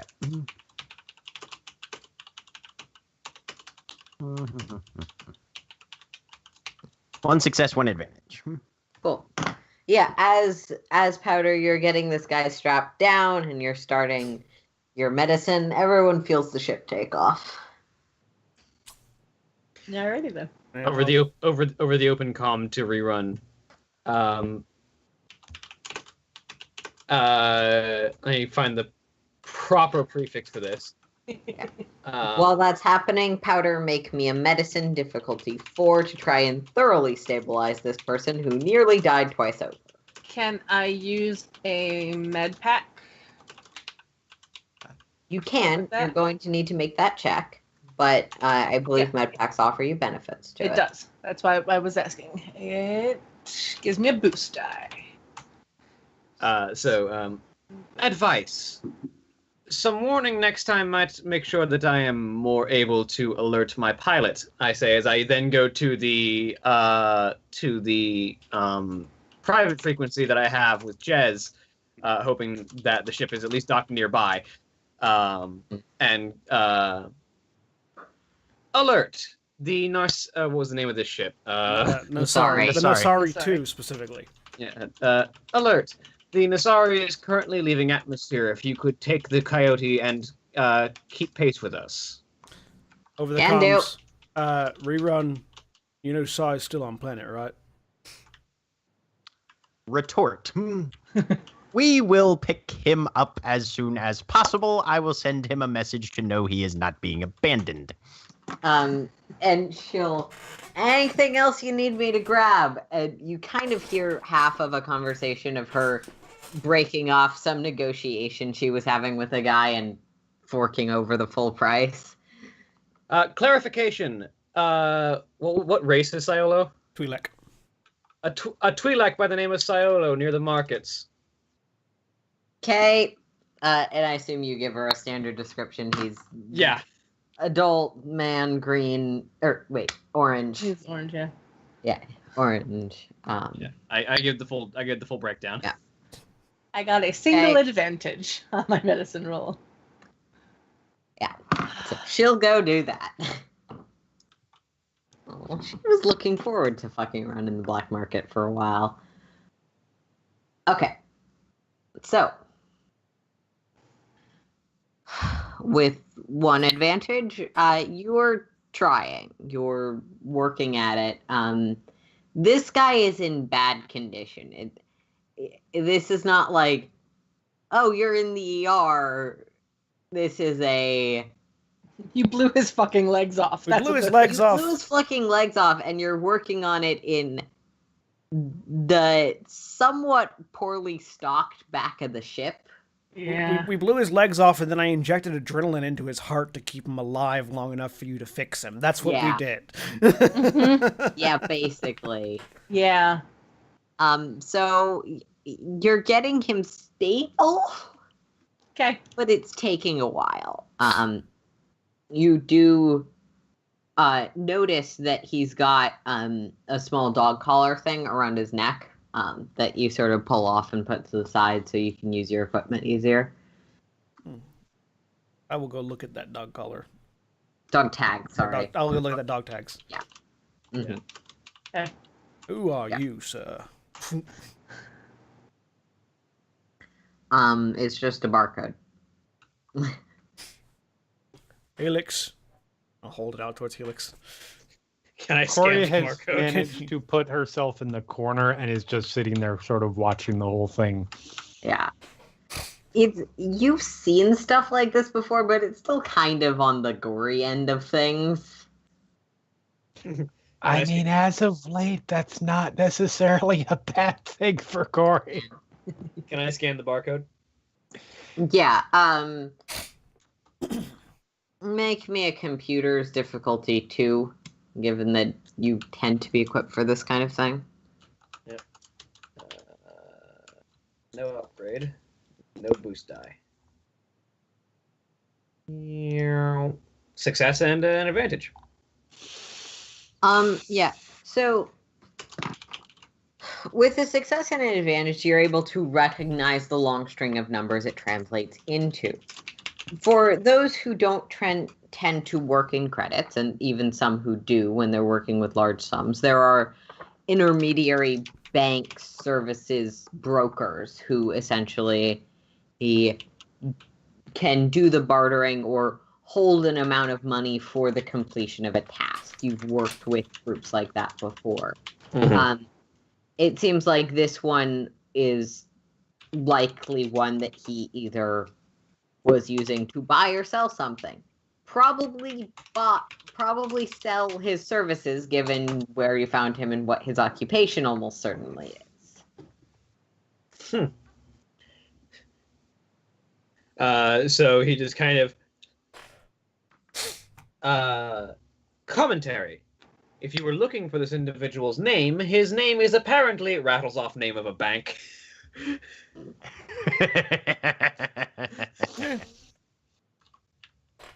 Do I know what that? Do I understand the context of that? Having had it translated? It's not something you personally work with that often, but your clan certainly would have run across it at one point. So if you want to, yeah. And just because I was working on something else. What was that again? That was they rather than getting a direct payment. This is the bank that's likely holding the money for the completion of his task. Got it. Right. So we can figure out we can follow his money if he doesn't know actually who was on the other end of it. I'll take the dog tags and sort of hold them out towards Corey. You want to hold on to this? This likely leads to the person who ordered your aunt killed. Reaches out, grabs it, pulls it back, puts it in pocket.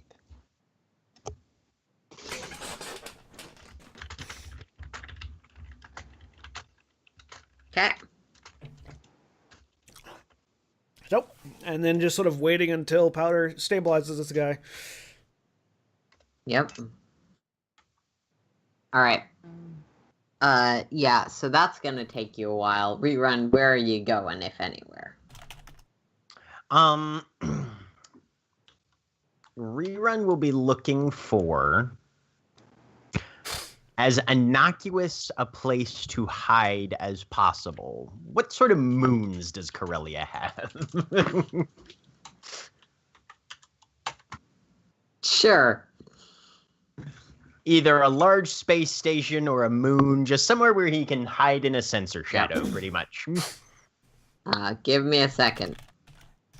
No problem. Corellia has 3 moons, 2 of which are bullet points on the wiki, so we're gonna go with those 2. Okay.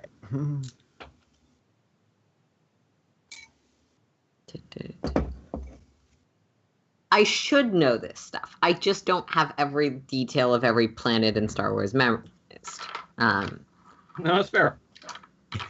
There's a lot of planets in Star Wars. Yeah. Yeah.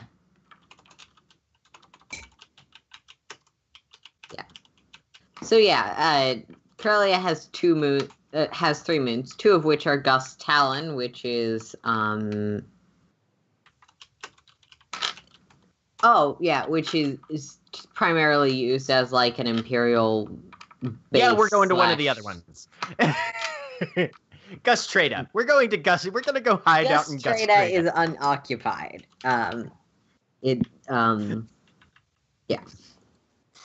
It has a inner system market station that orbits it. And is the outermost of Corellia's 3 moons. Yep. Go into the market station or the moon itself, which is moon itself. We're gonna go into geosynchronous orbit around that moon, just hiding out in the shadow. Okay. Okay. I love the unnecessary level of paranoia. Unnecessary. I was going to say I unnecessary. don't think unnecessary is the proper word Rerun there. has experience with crime on Corellia. He is not unnecessarily paranoid. He is legitimately paranoid. I was trying to figure out how many stormtrooper commanders I could send after Helix without outright murdering him.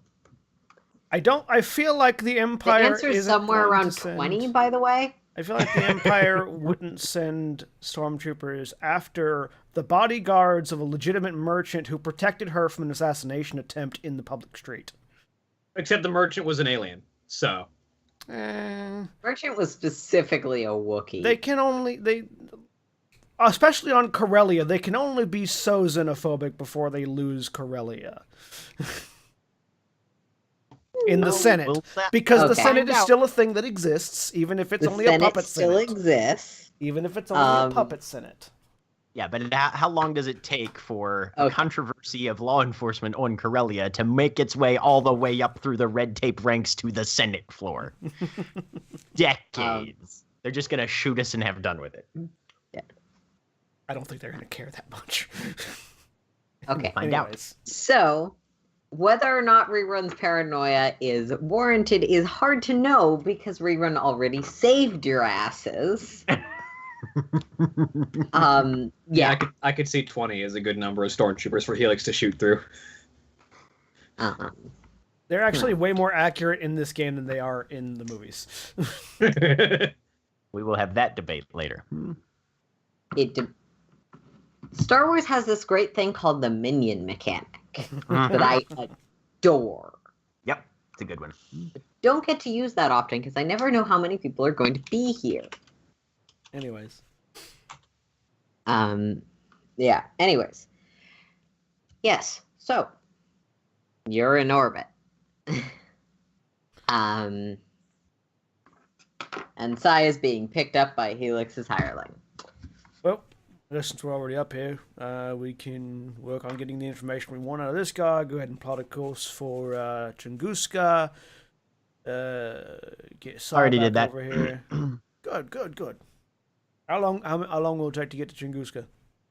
So I haven't actually made the astrogation roll yet, Aaron. Can I do that now? Yeah, astrogation difficulty 3, as this is from a major situation to a very minor planet. I'm using a light side point just to be safe. Well, just to try to be safe. Safe is relative. 2 successes and a threat. All right. Relevant to the... Oh, sorry, go ahead. I was going to make a stupid joke, so go ahead. Okay. Thank you. Go for your restraint. 2 successes and a threat. Yeah, you can plot the course. It'll take about 3 weeks. Yep. We already sort of established this, but... Yep. So yeah, he'll explain that most efficient I could find is about a 3-week route, but it'll get us there. Oh, good. Oh, let's figure out what we're doing with our friend here while we wait for Sai.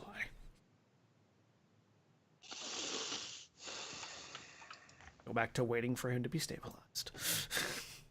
I'll be monitoring sensors just in case. If I have to make a hyperspace jump with emergency speed, I will try to let you guys know ahead of time. Please ask. So, worth noting, whenever anyone makes a piloting check with this ship, there's a setback die added to it because of its handling. Gotcha. Unless you have my ability to remove setback dice on piloting checks. Yeah.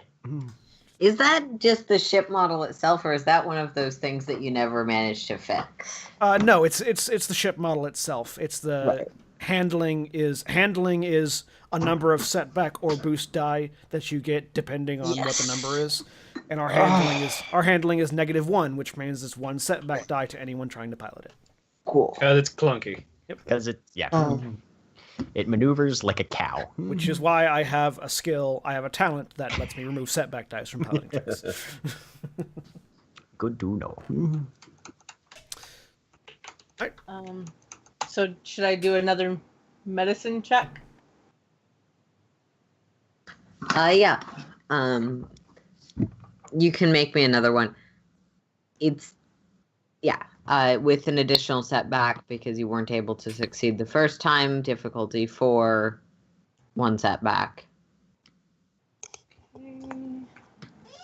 Setback. Corey, is there anything you wanted to be doing during all of this?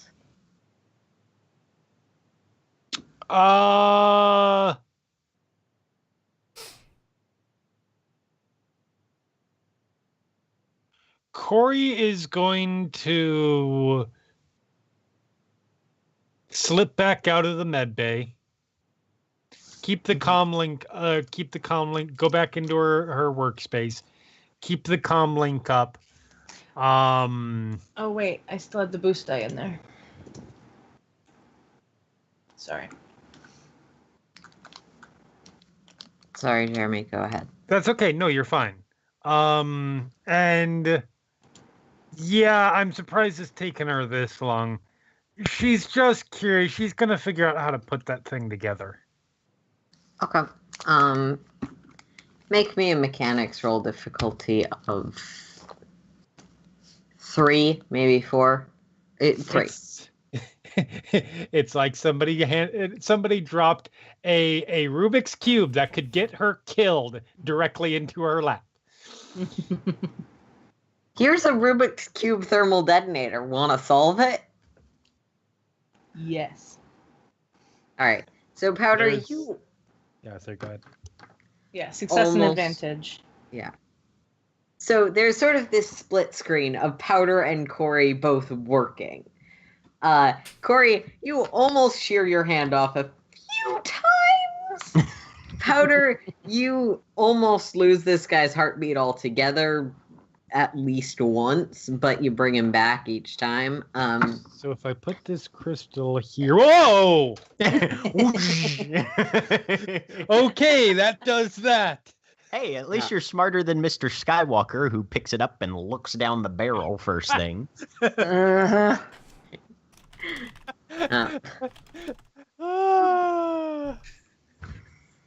Point directly at face.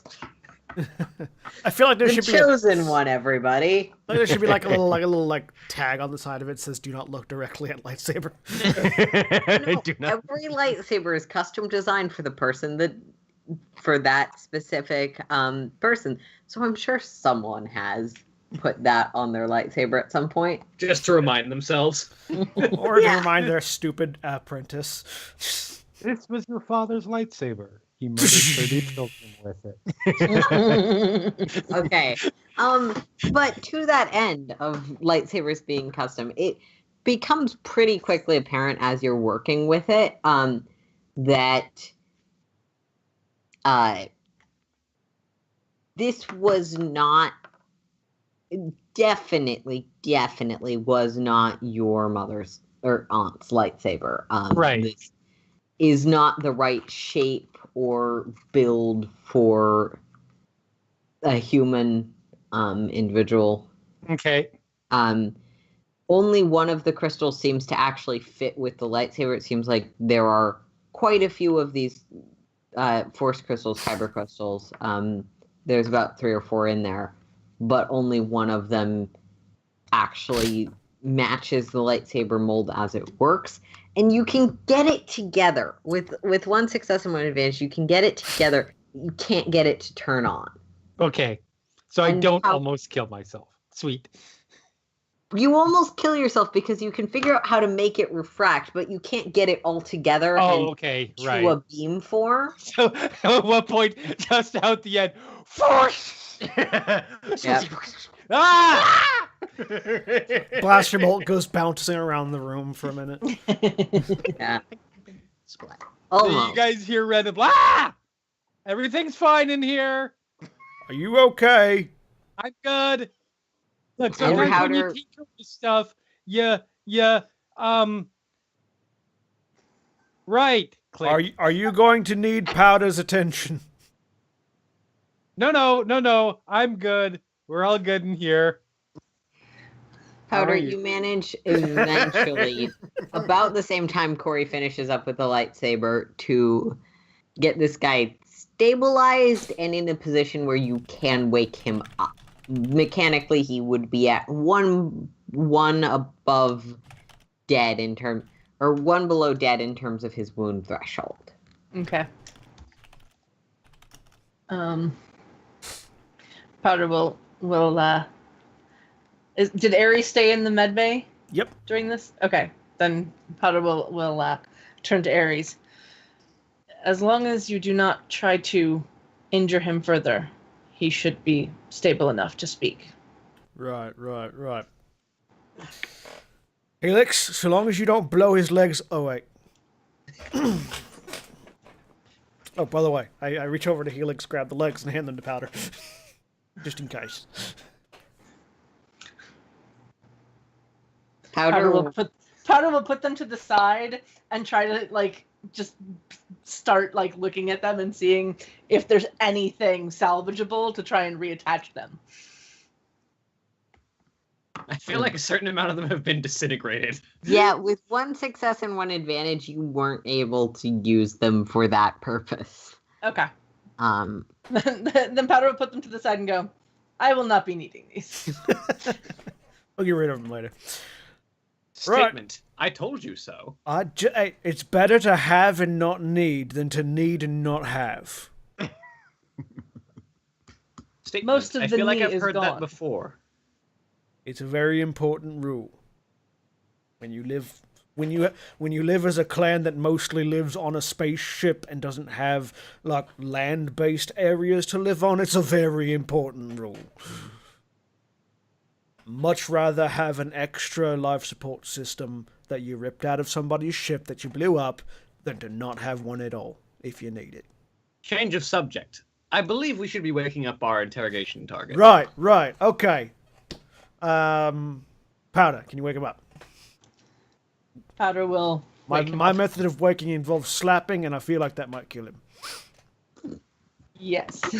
Powder will gently wake him up. Yeah. Okay. He'll sort of look around and just sort of blink. You are in a medical bay. You are stable. Please do not try to move.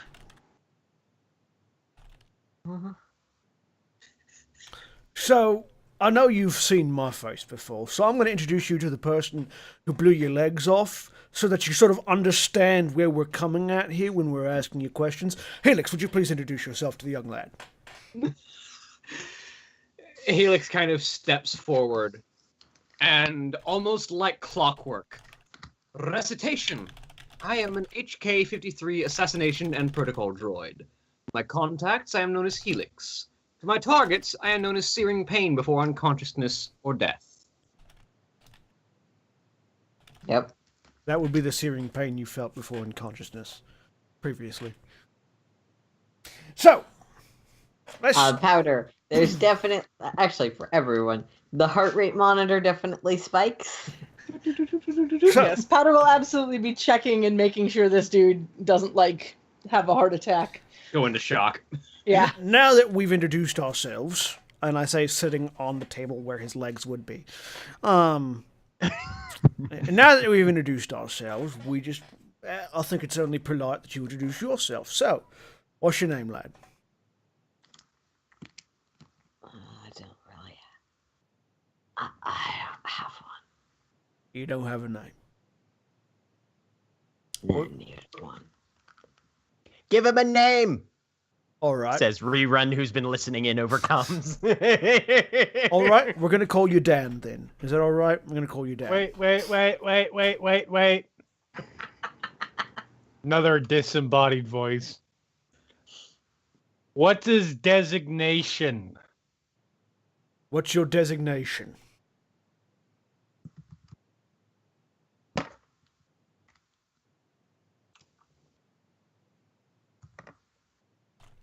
Right, she's looking at the dog tag with a barcode on it. Yeah. 2454. I like that you just rolled 1d3000 to figure out. What? Did you expect me to have a meaningful number? I don't know.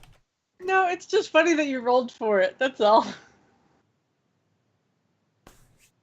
Welcome to tabletop. Right? I need a random number. Oh, look, dice. Right.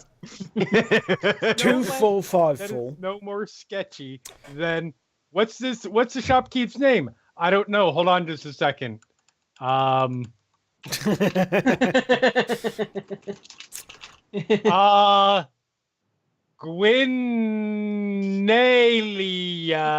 I don't know. Gwynaria is actually a name I've used. Anyways, so first of all, what race is this guy? Or girl? Or human. other? Human. He. All right. All right. 2454, also known now as Dan. Tell us who hired you to go after our Wookiee friend. No one took the job, so they just sent me in to deal with it. Who sent you in? Boss. Who's your boss?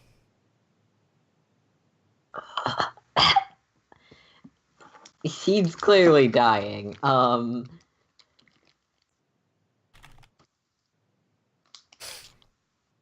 Powder is going to do everything they can do to make sure he doesn't die. Yep. I will pass Powder another stim pack, if that'll help. Oh, I have enough. Stim pack might mechanically help, but is not necessarily the best solution if you want him to survive long term. Stim Or a packs bit of will a not dodgy replace ticker. his Jam legs. some adrenaline in there. It's Already did it once. It's like how if you have an allergic reaction, EpiPens absolutely are vital tools, but once you've used them, you need to go and not just use the Just EpiPen don't and then use go another about one. your daily life. Yeah. Um,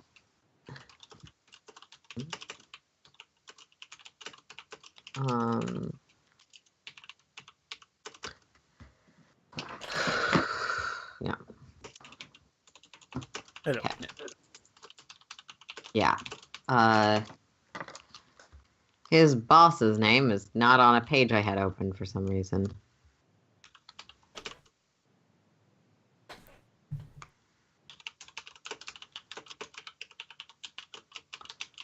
Okay, here's a question to those who take notes, because I definitely have info on this. Do either of you have the name of Chunguska's contact, the lady with the floating castle? I don't, but I feel like Jack does. Let me see what I have. Tikin. Right. Or Tikin, or yeah. Tikin. Tikhin. Tikin. Tikin. I know that name. Who's Takeen? Wait, you told me already. You told me You told me earlier. Yeah, the Doug's fucking aunt or whatever. She's a slave ring. I bet you this guy's one of her slave people. That makes everything so much easier. All right. Well, we're already on our way to talk to your boss, so I don't need to ask where to find her. Diagnosis. It seems, my friend, that your employer is very soon to be extinct, and if you wish to continue walking on this... He pauses at the choice of term for a second. I pat the table where his legs should be and go, don't say walking. Continue your existence in these stars. You're going to need a new line of work with someone who might be able to supply you with what you need to survive. I mean, he certainly wouldn't be the first person in the Star Wars universe to lose the lower half of his body and then gain the ability to walk again sometime in the future. Yeah, I know what you're talking about. He wouldn't even be the second. Musing. That's for important people. Oh, as soon as they shot the legs off, I looked it up. 20,000 creds, and he can get a pair of cybernetic legs. Yeah, that's what I'm. Okay, that is fair. Musing. Your aggression and willingness to go into an obviously threatening situation was impressive, and I think with some refinement, you could be a better hitman than most. Perhaps you would like to walk again. Yeah. Query. Powder, can we ensure that this gentleman sees the next morning and several thereafter? I can do my best, but he is quite injured. You are very good at your job. Acknowledgement. It is what I was built for. Indeed. And I turned back to 45. Dan. Call him Dan. 2454. Assassin Dan? Lieutenant To Dan. go with voice Dan and art Dan? Query. Would you like to work for me? I'll take that as a yes. At this point, he's just gonna pass back out, because what the fuck just happened? Right. So we'll table that discussion. Good work, Helix. Always nice seeing you operate a blaster. Musing. You know, I think I'm building a habit of recruiting people that I almost kill. I mean, it's not a bad thing. You know they're not going to fuck with you. He has a Powder, point. now that he's in a fairly stable state, I want you to make me a difficulty 3 medicine roll, see if you notice something. All right. Difficulty 3, medicine. Oh boy, that is 2 success And a and whole bunch of 5 threats. threats. Okay, with 2 successes and a critical threat, that's technically what it is. Yep.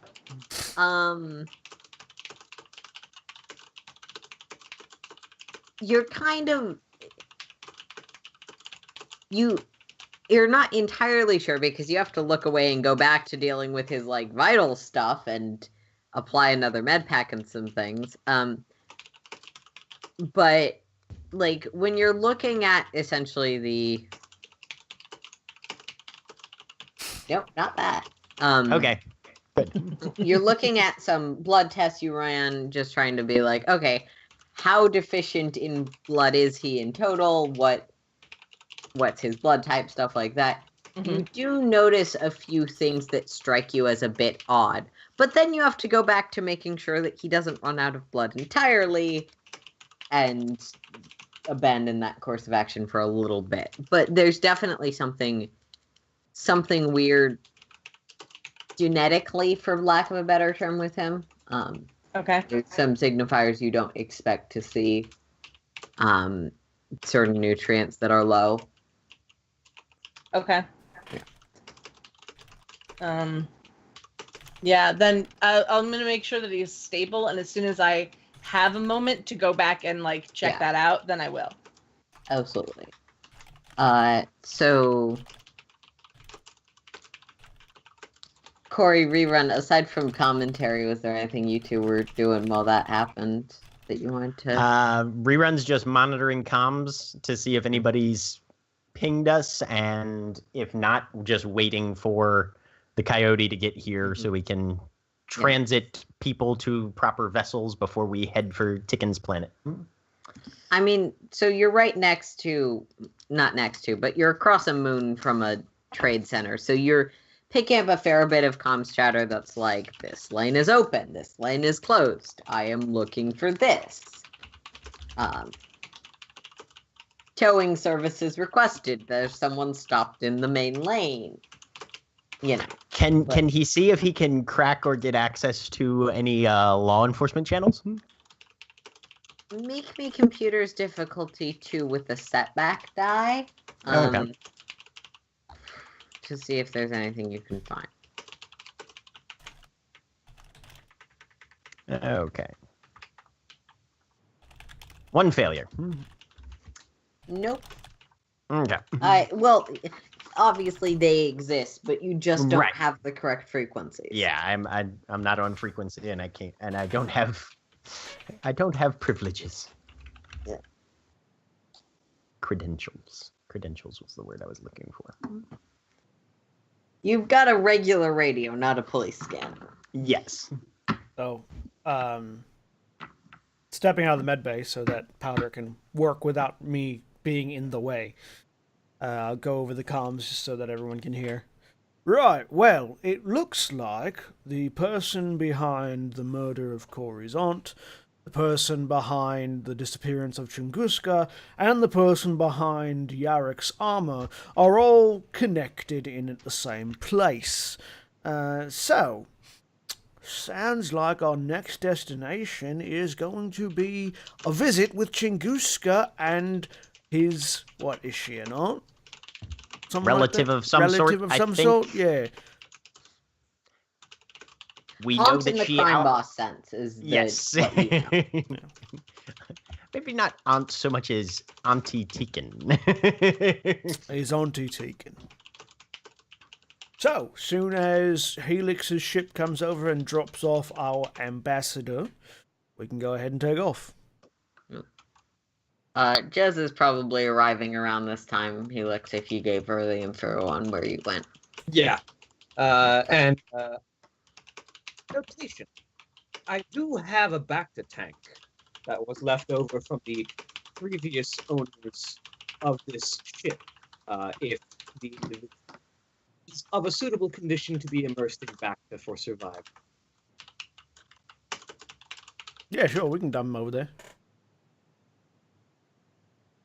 Yes. Powder, that would definitely help. That would absolutely help. We just do not have one on our ship. We need to work on that. We should look into that, yes. Yeah. We'll figure it out. I seem to recall that you guys bought a small amount of Bacta really early on. We bought backed up, but Mhm. not a tank. Yeah. Like patches, but not. Yeah. I We was have going to say, I think that not was the full before I immersion. got here. Yeah, we have backed up, we just don't have a full tank. Yeah. Alright. Well, hook up ship's wheel, legless wonder over to the other ship. Get Sai back. Yeah.